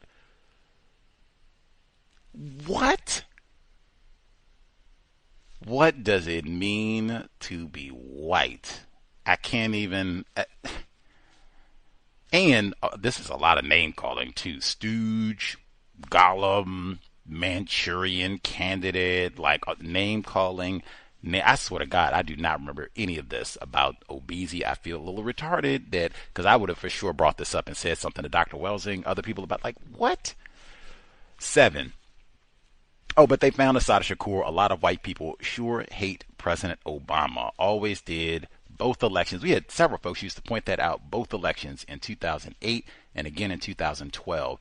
The majority of white people did not vote for President Obama either time. They either went for John McCain or they went for Romney, but most white people did not vote for him either time. 7. And 37 years after she failed to appear in court to face charges in connection with the anti-apartheid protest at JFK Airport, Donna's still at large. Back in 2013, the FBI reportedly picked up some fresh leads and thought it might be closing in on her. Allegedly, she was traveling with Betty Ann. But they found Assata Shakur. Facts. That's why I said, like, these white people have so much help. And I suspect they're not really looking for these people. Like, I have many distinct memories before Assata Shakur passed of white people keeping her face prominent, putting pictures of her up, the FBI coming and making big announcements with massive award amounts, and she's on the terrorist list. Like, it was lots of things to make you know we have not forgotten about this case. She is a terrorist, and we want her dragged off of that island and brought back here to answer these charges and all the rest of it. Like, these white people, like, I do not think any of that. Betty Ann, any of it. They said they were doing racist jokes about her. They didn't say we were going out putting up new campaigns and we're up in the award amount and she hot bail and you don't flaunt justice here in the U.S. You bring your hind parts back here and stand up to these charges. I don't remember that sort of He didn't really tell us about that sort of campaign. And they said they made settlements. It didn't. I got the impression like he was talking like William Rosenau, like he had some sort of respect for these guys. The impression that I was left with. It's not even that big of a deal.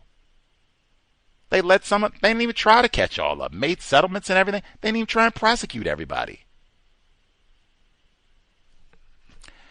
What do it mean to be white, man? 8. The fall of the Berlin Wall in 1989. That's the same year Do the Right Thing was released, where they got the shout out to Eleanor Bumpurs and Michael Stewart. Tawana Brawley is right there too. The dissolution of the Soviet Union in 1991, China's vigorous embrace of authoritarian capitalism, whatever that means, whatever prospects of Marxist-Leninist revolution that had existed disappeared, whatever that means.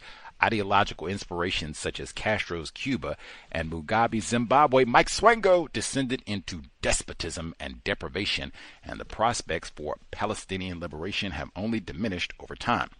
The author conveniently leaves out all the chaos and violence inflicted by racist white supremacists as the cause for most of the problems in these areas. These revolutionaries, so-called, never seem to discuss racism, white supremacy. See the Cow's Book Club, My Country, Africa, Andre Bloom, one of my favorites. We were reading at this time last year, and I mean absolutely globally, system of white supremacy would be right there, and the chaos and violence, even the silent disruptions, Jim Jones and the rest of it, even things that we're watching right now, CIA activity in Venezuela, and that's a drug boat, you narco-terrorists and all that, all these disruptions, all of this radiates out from system of white supremacy, Mugabe is responding to racism. Cuba, they're responding to racism in Cuba. China, they're responding to racism. We move all that to the side. Ho Chi Minh, that's what they named the group, I thought. That's for Vietnam, but they're responding to racism. Anyway, 9, the historian Kathleen Blue, suspected racist, argues that the Vietnam War bred a generation of white power extremism that culminated in the horrific attack in Oklahoma City in 1995. movement never far below the surface of American life was re-energized by the election of that no-count Betty Ann's Gollum Barack Obama and Donald Trump, and remains committed to the use of deadly violence against perceived enemies, African Americans, Jews, assorted race traitors, and members of other minority groups. Connecting the Oklahoma City bombing incident to Vietnam seems far-fetched to me. I was thinking the same thing, like, whoa, whoa. And I know this is Rosenau quoting white woman Kathleen Belew, who's on a lot of documentaries, and she gets to talk a lot about racism. I do not draw that connection. I mean, Timothy McVeigh was in the armed services. He was not a Vietnam veteran. Either way you want to take it, like, you didn't have white racist extremists before Vietnam. I thought we read about Pitchfork Ben Tillman. Pitchfork Ben Tillman and the red shirts. They were white terrorists too. That's Vietnam. Emmett Till getting lynched, having his skull bashed in. That's Vietnam. Tulsa, all these racial expulsions we've been talking about. That's Vietnam. That starts beginning, or really, you can go all the way back to the 19th century for that. That's Vietnam. You can have to tell me, even we scratch all that. Like I said, Tim McVeigh, yes, he was in the armed services. He didn't serve in Vietnam. You got to tell me something else. That does not make sense to me. Maybe we need to read a little bit more of Kathleen Belew. He continues. Timothy McVeigh joined the Army in 1988. 13 years after the end of the Vietnam War, and was reprimanded for purchasing white power t-shirts at a Klan rally. He was also decorated for combat in Iraq, where he killed lots of non-white people. A lot of white people sure hate President OBZ. Yes, they do. That just doesn't make sense to me, like, at all, to say that this white power extremism, racist violence, that this is the source of this is Vietnam. What? I do not agree at all. You'd have to flesh that out like a lot more. 10. And even the race traders. When I see Dylan Roof, Peyton Gendron apologized for shooting a white person in Buffalo. Dylan Roof, unless my memory is really bad, Dylan Roof didn't shoot no white people in Charleston. AME Church. Not one. You would have to... What race traders are you talking about? Like, as someone who studies racism, like, I can't think of one. Like, can you think of a case in the last 10 years, a white racist, they went out and killed another white person, said, this is a race trader. Luigi Mangione, he didn't say that about killing that CEO, Brian Thompson. He didn't say he was no race trader.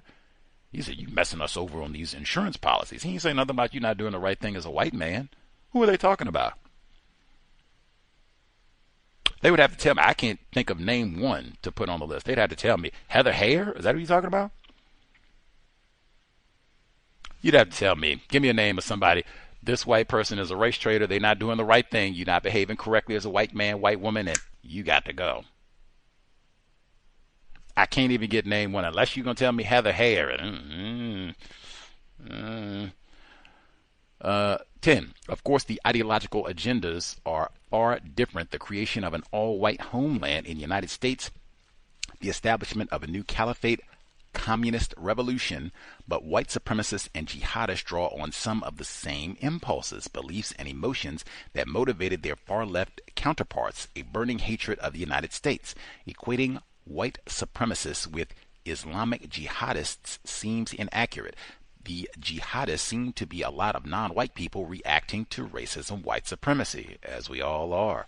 Moreover, in some cases, direct creations of racist white supremacists. That's what they said about the fella who just did the shooting over in the D.C. area, shot the so-called National Guard and whatnot.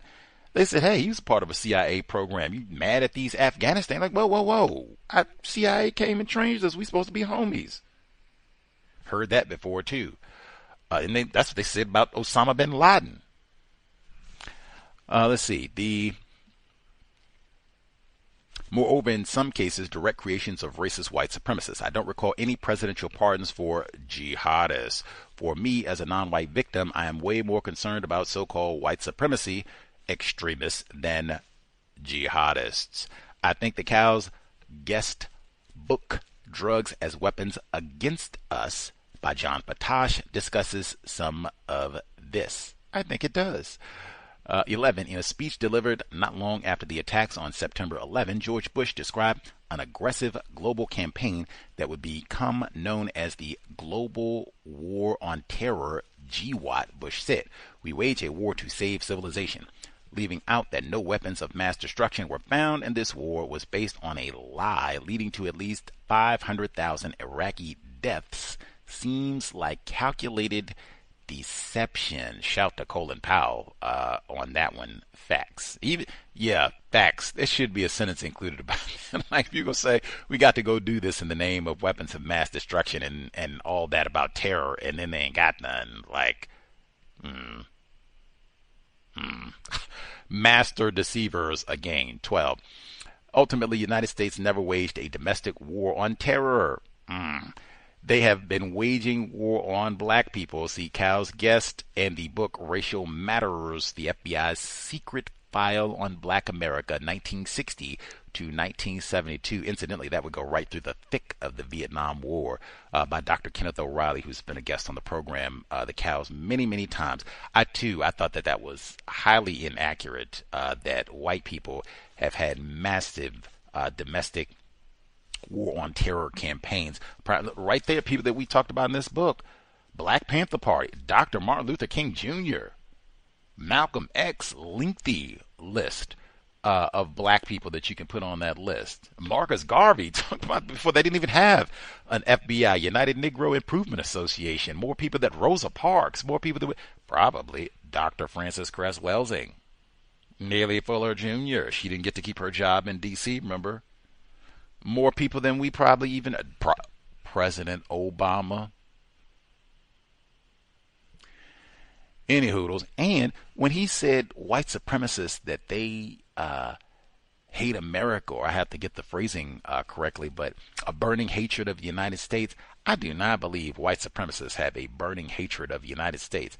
Trump's slogan is "Make America Great Again." I don't think Dylann Roof had a hatred of the United States. They hate niggers. Peyton Gendron didn't hate the United States, whatever that means. They hate niggers. A lot of times they'll say, "I love America. We need to get rid of the nigger problem, but I love America. Y'all are ruining it. I love America. That's why I got to go shoot up the tops." They'll say that explicitly with their MAGA hat on sometimes. Ain't no hatred of America. It's hatred of the nigger.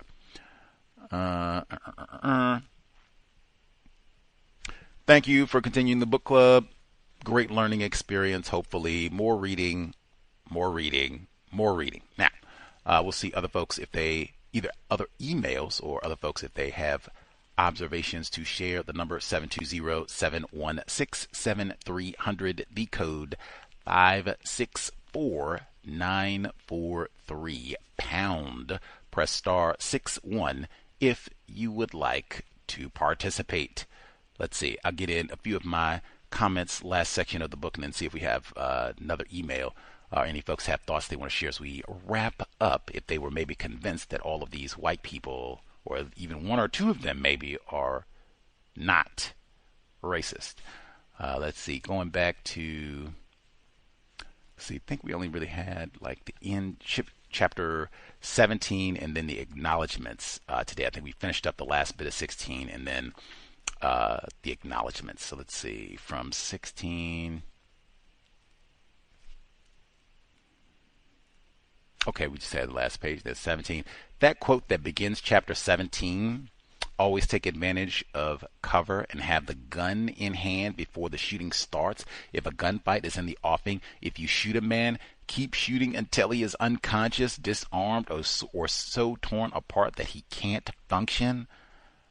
Wow. What does it mean to be white? Really, that's what you have to think. It could be anytime that there's a conflict, there's someone says, calls you a name, curses you in the street, road rage type incident. You have no idea.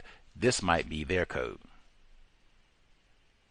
Keep firing until they are dead, totally been disenabled, not going to be able to function, chase you, not unconscious, this might be their code. You took my parking place at the, Costco. So I got to tear you apart like, whoa, man. Let's see. Even though I don't think we heard any incidents of them using this, or I guess they did do the Brinks robbery. They shot Black Brother or some of the other guards. So I guess, yeah, we did hear that. Okay, let's see. When they talked about some of the firearms that they collected, and this is like 40 years ago, so it's not like they could just go on Craigslist, whip out their iPhone and just make a few boop, boop, boop, boop, boop, and it shows up on their porch in a couple days. even to get like a little bit of ease or assistance in finding like a brick and mortar store where you could go purchase all this stuff at, even that could be helped by, the chat bot online. They didn't have any of that, and they still managed to get all these bomb making materials and what have you, 12 gauge sawed off Mossberg pump, a silencer equipped 9mm Beretta. I said, dang, I thought my man Luigi, who shot the insurance officer, I thought he had a silencer on his gun. Now, I know you cannot just walk into Home Depot, the military surplus store, and get a silencer. Man, like, what does it mean to be white? And all the bombs and all the rest of that.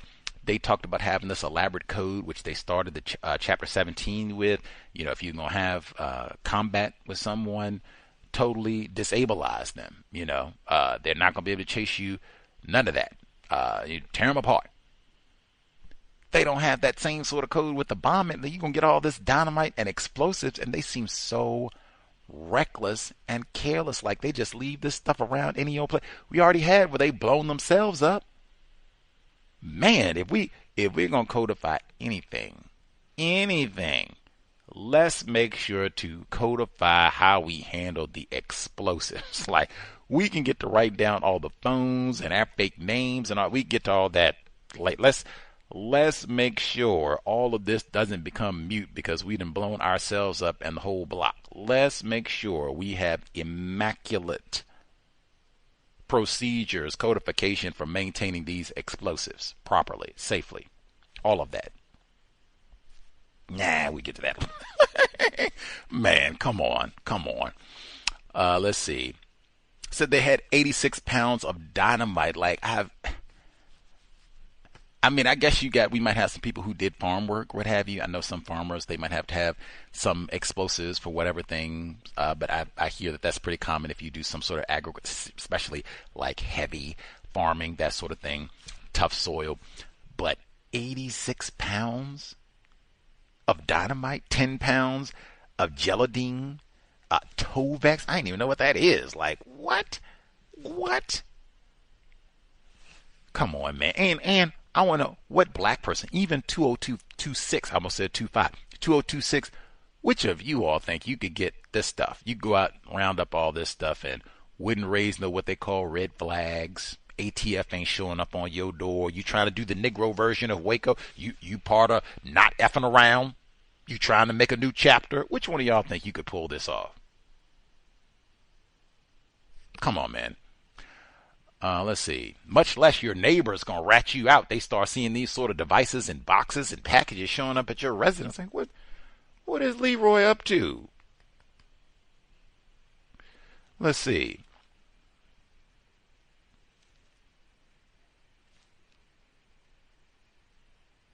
When Betty Ann, I don't agree with any of these race soldiers, but I'm just saying, she says, Betty Ann, people such as abortion bombers are granted bail while I and other revolutionaries are held in preventive detention. Man, Eric Rudolph and them. Now, I don't know if Eric Rudolph got bail. I don't think he would qualify in that number. But I mean, hey, it's a whole lot of white abortion bombers, and even some of them are directly racist. Eric Rudolph on the run for a long time too. They're kind of overlap, same time period almost. Let's see. Judge Pollock revoking Betty Ann's detention order. That's in an LA You know, we heard the information about Judge Pollack working with Thurgood Marshall and all that on the Brown v. Board of Education. But man, even if this is a so-called progressive white man, it's difficult for me to imagine if Betty Ann had been a black female, black dude, black child even, she's going to get her detention order revoked. And they're going to say, let's go ahead and put her out on bail, you know. She's going to do the right thing. She wants to come and stand up and face these charges head on. She's not going to be no scoundrel and just run off. What? And looking at her, I thought they look at that sort of thing like the crimes, and you've been out bombing and hanging out with these bank robbers and cop killers, and man, this is pretty serious. Like, I don't know. And then some of y'all members have jumped bail before and all that. Nah. We're going to keep you right here so you can hang out and do all the rest of it. Like I said, it's difficult for me to imagine if it had been a black person, they would have got the same treatment. You can go kick it. You know, we'll put some restrictions on it or whatever. We'll let you get out of custody. All right. And we see that sort of laxness consistently. Haven't we read about this sort of lax attitude with white criminals consistently? That was Columbine, right? There was more bomber men, real lax. They couldn't even finish the program where they got arrested with felonies. And, well, they behaved so well. You know, we'll go ahead and release them early. Jeff Dahmer, same thing. Well, he behaved. We'll go ahead and let's see, aftermath. When he mentioned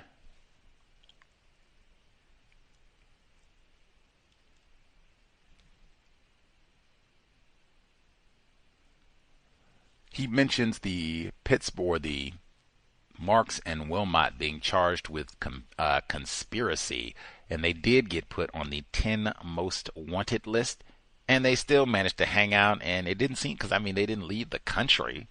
They're still staying right here and hanging out with their neighbors and giving away tomatoes and all the rest of this from their organic garden. Like, it still doesn't seem like white people look for them too hard. Like, we'll catch them when we get them.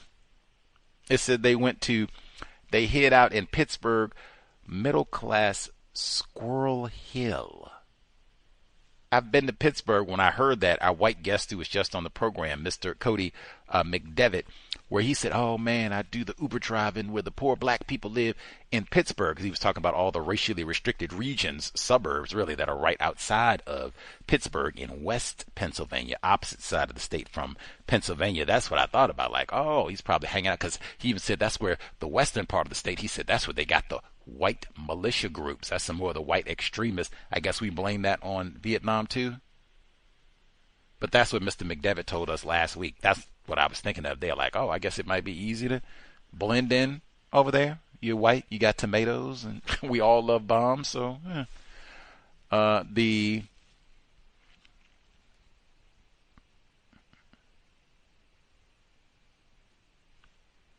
already got the clemency offer. I would be curious to know what happened to Valerie Barr. She's the one who lost her job after they found out, the person at Union College in Schenectady, New York. She lost her job allegedly after they found out that she had been hanging out with these white hoodlums and such. Incidentally, when they mentioned Schenectady, New York, I did what I normally do. Is Schenectady, New York a sundown town? And so online it says it is not generally classified as a sundown town. However, there are specific villages and neighborhoods within Schenectady which, yes, would be considered a so-called sundown town. In fact, I checked for Schenectady and Westchester to see if these regions were sundown towns. For Westchester, it says specifically these are areas within Westchester County. Bronxville historically earned a reputation for excluding Christians. What? I suspect they don't have no niggers there either. Scarsdale utilized exclusionary zoning and police powers to remove or prevent settlement of lower-income black residents, ensuring the town remained overwhelmingly white. Restrictive covenants, a 1947 study found that 56% of property deeds in southern Westchester contained race-based restrictions. In larger subdivisions, 75 units or more, this number rose to 85%. Famous black residents such as Jackie Robinson, World War II veteran, faced significant resistance when trying to purchase homes in areas like purchased during the 1950s. Now, what I found about that is fascinating is I thought they said they tried to keep out lower income black residents in Scarsdale. Jackie Robinson was not no low income resident, and you didn't even want him. Dang.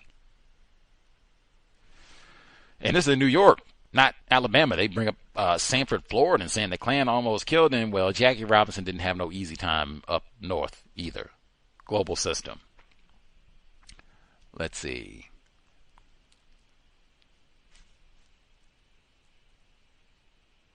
But I would be curious to know what Barr did with her career after she left Union College. Did she just get to move on to a different college, a different 9-to-5 job? White people don't get fired. They get transferred. Let's see. Sylvia Berdelli, we learned about her when we read Evelyn Williams' book. That's the white woman from Italy. Says that she was Italian politicians, journalists, and friends and family members agitated for Sylvia's repatriation. As her mother told the Washington Post, Sylvia was a nice girl. It was only her politics that is bad. Even that, because she got released. She went back to Italy. She did a little bit of house arrest, and, all is forgiven. Can you imagine, let's say we heard Eldridge Cleaver. If Eldridge Cleaver had been accused of doing some bombings in Italy, I'm mad about how y'all done that, Ethiopian black brothers, and, racism is racism to me, no matter where it happened at. And they arrested him, and he got convicted or whatever. It's hard for me to see like, oh, okay, we gonna bring, y'all don't mess over Eldridge. Remember, Foxy Noxie, didn't Amanda Knox, she had all those difficulties over there, and they had to wrangle to get her back home. UW's famous alumni, right up there with my man killed all them folks down in Florida, Ted Bundy. But Foxy Noxie, she was over there in Italy, accused of killing a black person, I believe, memory serves. But I couldn't imagine if a black person, they were in Italy, and they got convicted of doing something criminal, bombings, killings, bank robbings, and we're going to agitate, we need to bring you back home. And come on, let Eldridge just serve out the rest of his sentence back on U.S. soil under house arrest. He can be with his family and friends, and we get him back on the straight and narrow. What? Maybe they would do that, but man, I see black people that are innocent and get locked up that don't get. Anthony Broadwater. We did read Lucky, Alice Sebold too. Let's see. Anything else? Oh, it said on January 20, 1981, the last day in office, Bill Clinton dispensed pardons to an assortment of tarnished figures. That word tarnished is in the word guide. Mark Rich, the fugitive tax evader, racketeer, and rogue commodities trader Roger Clinton, the president's coke-dealing half-brother, and Patty Hearst, the ex-Symbionese Liberation Army member who had wielded a carbine under the nom de guerre Tanya. I don't know why she would be deserving of a pardon. Like, she had been released a long time ago, moved on with life, doing great things. Why did she need a pardon? Was that going to improve her quality of life, or, help her get something that she had been missing out on? Did she ask for a pardon? Like that, and then he got to do his cronyism, hook up all my drug peddling. You done did all that war on drugs, and now my own relatives been... What do it mean to be white? Hypocrisy is a part of that lying. It continues, though. He issued 2 noteworthy commutations for Susan and Linda. In the waning months of the Clinton presidency, celebrity lawyer Alan M. Dershowitz and Congressman Gerald Nadler had lobbied the White House counsel Bruce Lindsay, pleading for presidential mercy for Susan. Now that's interesting. We heard Alan Dershowitz, O.J. Simpson, and he's popped up a number of times, but more importantly, or more recently, hasn't Dershowitz popped up Jeff Epstein. I said, let me get them files. Brother Dershowitz, you celebrate the O.J. Simpson win? You went party with Jeff Epstein? Let me get the files. Let me see. You one of the homies? And Bill Clinton, too. I guess there's probably lots, maybe more people than we even know. Let's see. On August 6th, having served her sentence, Laura walked out of federal correctional institution in Dublin. In Northern California, a reception committee of activists awaited her at the front gate.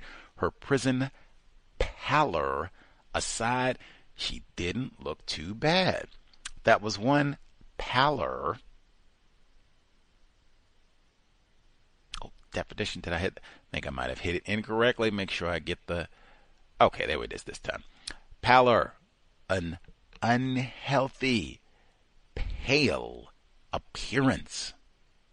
The death-like pallor of his face. That's one that has popped up repeatedly in the book club. White in terms of skin complexion being associated with death, sickness. Oh, man, you might be about out of here. I don't know if you're going to be with us for 2027 because you don't have no healthy color at all. They say that frequently. In fact, they could have just said white appearance, lacking color. Been in prison, you don't get no big windows. They don't have no sunroofs in the prison. Maybe you get yard time, maybe you don't. They look at your jacket and see all the things, mischief you've been into. We keep you inside. Let's see. They have a lot of pictures at the end of the book, or Rosenau included a lot of pictures of these smiling white people. They're out at their gardens and doing Laura and doing all their non-terrorist activities and putting up peace signs and such. We think, oh wow, these are wholesome granola eating and tomato growing white folks. No, man, these folks are bombing terrorists. Like, what are you talking about? Bank robbing, bombing terrorists. Police killing, bombing terrorists who don't take care of their dynamite. Let's see. Talked about Alan, one of the ones, his brother Doc. He gets nicknamed while he's in prison in Holmesburg, Pennsylvania. Let's see. He got the job at the epidemiology department at Columbia University. Like, wow, that sounds like a good job that a lot of black people who do not have a criminal record probably could not get, even if they were qualified. Let's see. Is this the same Andrew Cuomo that got accused of sexual inappropriate behavior? Similar to Epstein, almost. And had to leave office in disgrace, made room for Governor Hochul in New York? I think this might be the same one. Hey, let's see.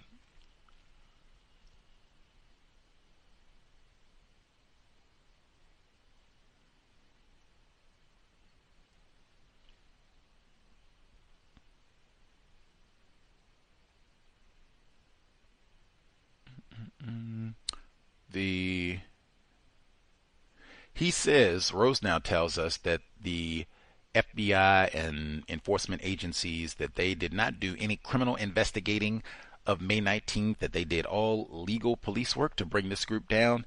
If that is the case, you could have done that with all the black organizations that we heard about in Racial Matters. Dr. William O'Reilly told us about. And hey, you didn't have to do all that spying and lying, writing all these letters and pretending that the black person did it so you can start some conflict, get black people fighting with each other, maybe kill it. You didn't have to do all that. You could have did legal police work and just monitored and all that, see if it's anything criminal. If not, if they're just trying to produce justice, nothing to report here. That's not what they wanted to do. Let's see. And that might be it. I think read that one. Bang, got all my notes and make sure I didn't miss any other emails. Let's see.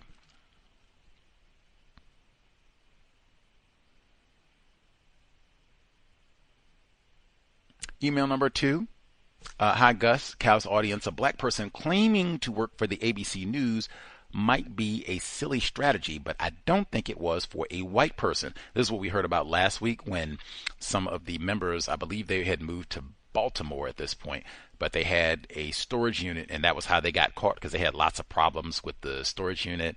I think the name didn't match. They put down that she worked for ABC News.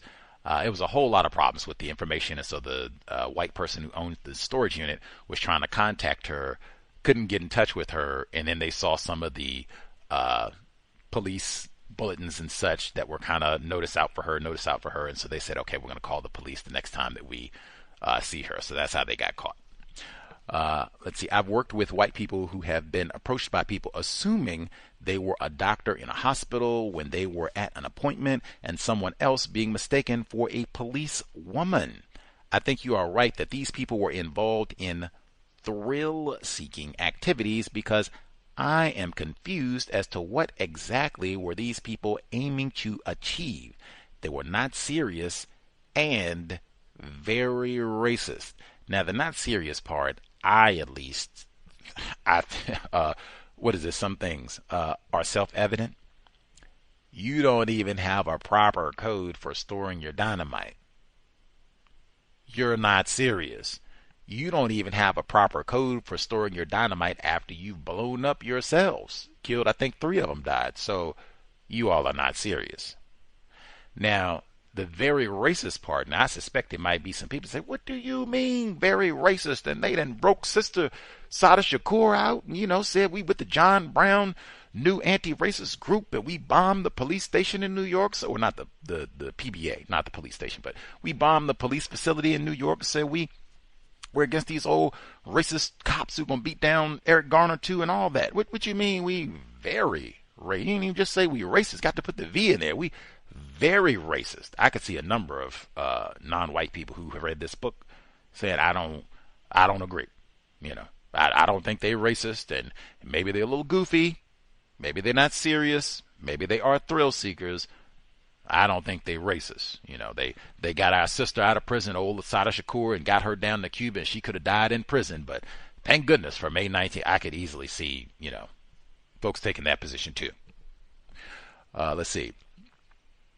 I find it interesting that the author doesn't consider the possibility that any of the May 19th crew could be undercover agents, even if they did spend time in prison. Especially, some of them didn't spend any time in prison at all. That would explain something, maybe. I think only white people can be referred to as professional revolutionaries, in quotes. This is the equivalent of every white child we've ever read about being considered some sort of genius. I think if you were a professional revolutionary, if you were a black person, you would just be like, what they call a black identity extremist. You'd be a militant Negro and a criminal, really. Like, I couldn't imagine, like, who are you talking about, Marcus Garvey? You'd be a criminal. Or dead, maybe both. Eldridge Cleaver, you'd be a criminal. They said you have to go on a run, Robert F. Williams, you'd go on a run, got to go hide out in Cuba. Let's see.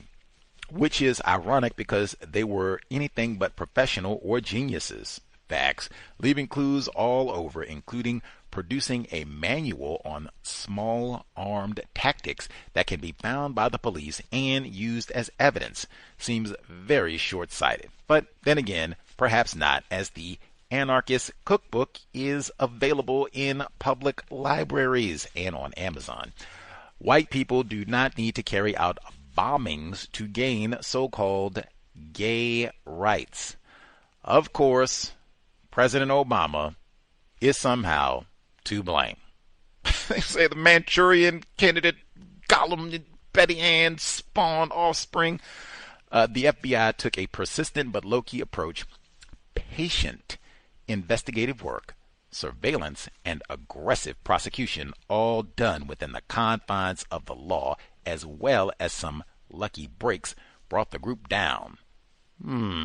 How does the author know for certain that the FBI acted lawfully? Facts.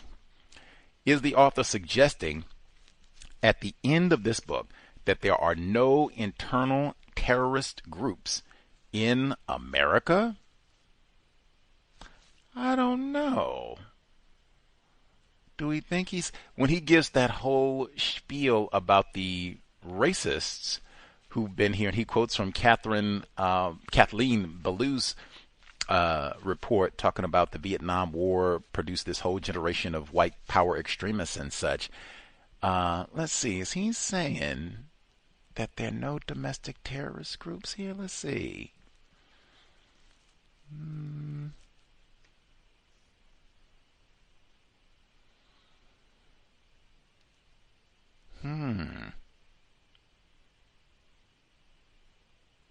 I don't know. I don't know. He doesn't explicitly say that there are no such groups. He just says the U.S. never waged a domestic war on terrorism. But at least in my view, when he includes, I'm just saying that the Vietnam as the genesis or as the inspiration of all this is incorrect. But that you have a whole generation new of white power, violent terrorist extremists. Oh yeah, that's for sure true. I'm just saying that Vietnam would not be the start point for all of this. But that is true. That's Tim McVeigh, that's Eric Rudolph, Peyton Gendron, Dylan Stormroof, undeniable. More than I could even name. Bunches of them. Tim McVeigh, bunches of them.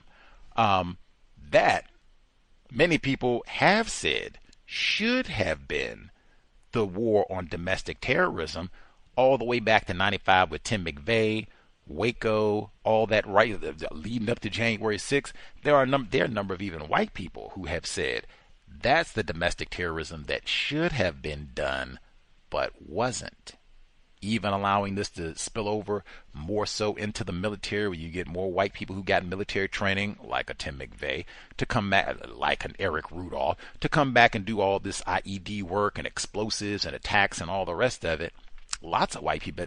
That's back Obama days. So, yeah, I'd have to, at least from my perspective at this point, I don't think he's saying that explicitly that there are no such domestic terror networks in the U.S. I think he's just saying that the so-called U.S., they didn't wage any domestic terror wars.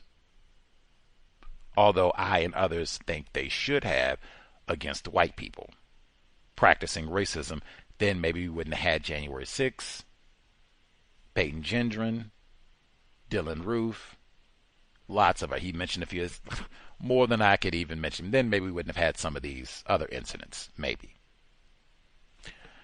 Anyway, email number 2. Double check *61. Other folks have any comments before we wrap up? New book for next week. New book. I'll have to take a moment and decide, figure out what I would like to read. So many books, even new books that came out from last year. But I'll take a moment, and by Tuesday, because we'll have a white guest on the program, Racially Restricted Regions. New book. Let folks know what we will start off for next Friday. Brand new year, brand new book, Katherine Massey Book Club. But got our emails and see, I don't think I missed any other hands, but I didn't see any other hands and such. We will be here for the compensatory call-in on Saturday, tomorrow, same time, 8 p.m. Eastern, 5 p.m. Pacific. We'll catch up on news, observations from the past week or so. I guess first weekend of the new year, so it'll kind of be the end of what transpired for 2025 and then what is cracking for 2026. Make sure that I say again, PSA, they will probably be partying, cutting the fool all weekend long. I would recommend, if you are classified as not white, especially if you are a younger driver. When I say younger driver, maybe you've only had your license and such for a year, a few years. Man, you do not want to be out late for this here weekend where they might have sobriety checkpoints. And even if they don't have sobriety checkpoints, there will for sure be other intoxicated motorists on the road. You do not want to put yourself in a situation of, oh man, out and stopped. It's 11 o'clock at night, dark. We got to pull over on the side of the road and answer all these wacky questions from some law enforcement officer. We do not want to endure none of that. You talk about a lame way to begin a new year. Man, come on. If you want to rendezvous, have a good time with your friends or attempted family members, both, great. Pick one location and stay there. Plan things out in advance. Even as I've said, hey, you can do it the correct way and get the ride share, get an Uber, get a Lyft or whatever it is. I would not want to go through a sobriety checkpoint even if I'm in the back seat. And even if you're in the back seat, you still got to buckle up because they have other intoxicated motorists who are celebrating the new year. Get to one spot and stay there. That way you can leave sober safely the next morning. That would be my recommendation, like I said, and especially for younger drivers. They are looking. Young black Sandra Bland, and we just get her mention today, man. Sandra Bland. I can say again, hey, Oscar Grant said they like Michael B. Jordan, Fruitvale Station. I don't know if I'd want to see that to mess up my vibe for the new year, but I mean, Oscar Grant did it the correct way. He was on public transportation after you ring in the new year, and that was it for his 2009. Sobriety would be best. Creator, we ask that you help us remember, particularly, hey, we read this here book. Oh my God. Not all white people are racist. We need to retire that phrase. Creator, remind us for President Obama, stop name-calling people classified as black. Help us maximize our time and energy to replace white supremacy with justice so we are not sitting around waiting on the likes of Sylvia Baldini, Alan, Susan, Betty Ann, Judith Clark. We are not sitting around waiting on no lesbian white people to produce justice. It has been time. Context of white supremacy signing out. Replace white supremacy with justice in 2026. Thanks all for tuning in. Nigga, you so brainwashed. I'm a victim, brother. Problem. You're a victim. Man, I'm a victim of 400 years of conditioning. Shut up. The man has programmed my condition. Even my conditioning has been conditioned.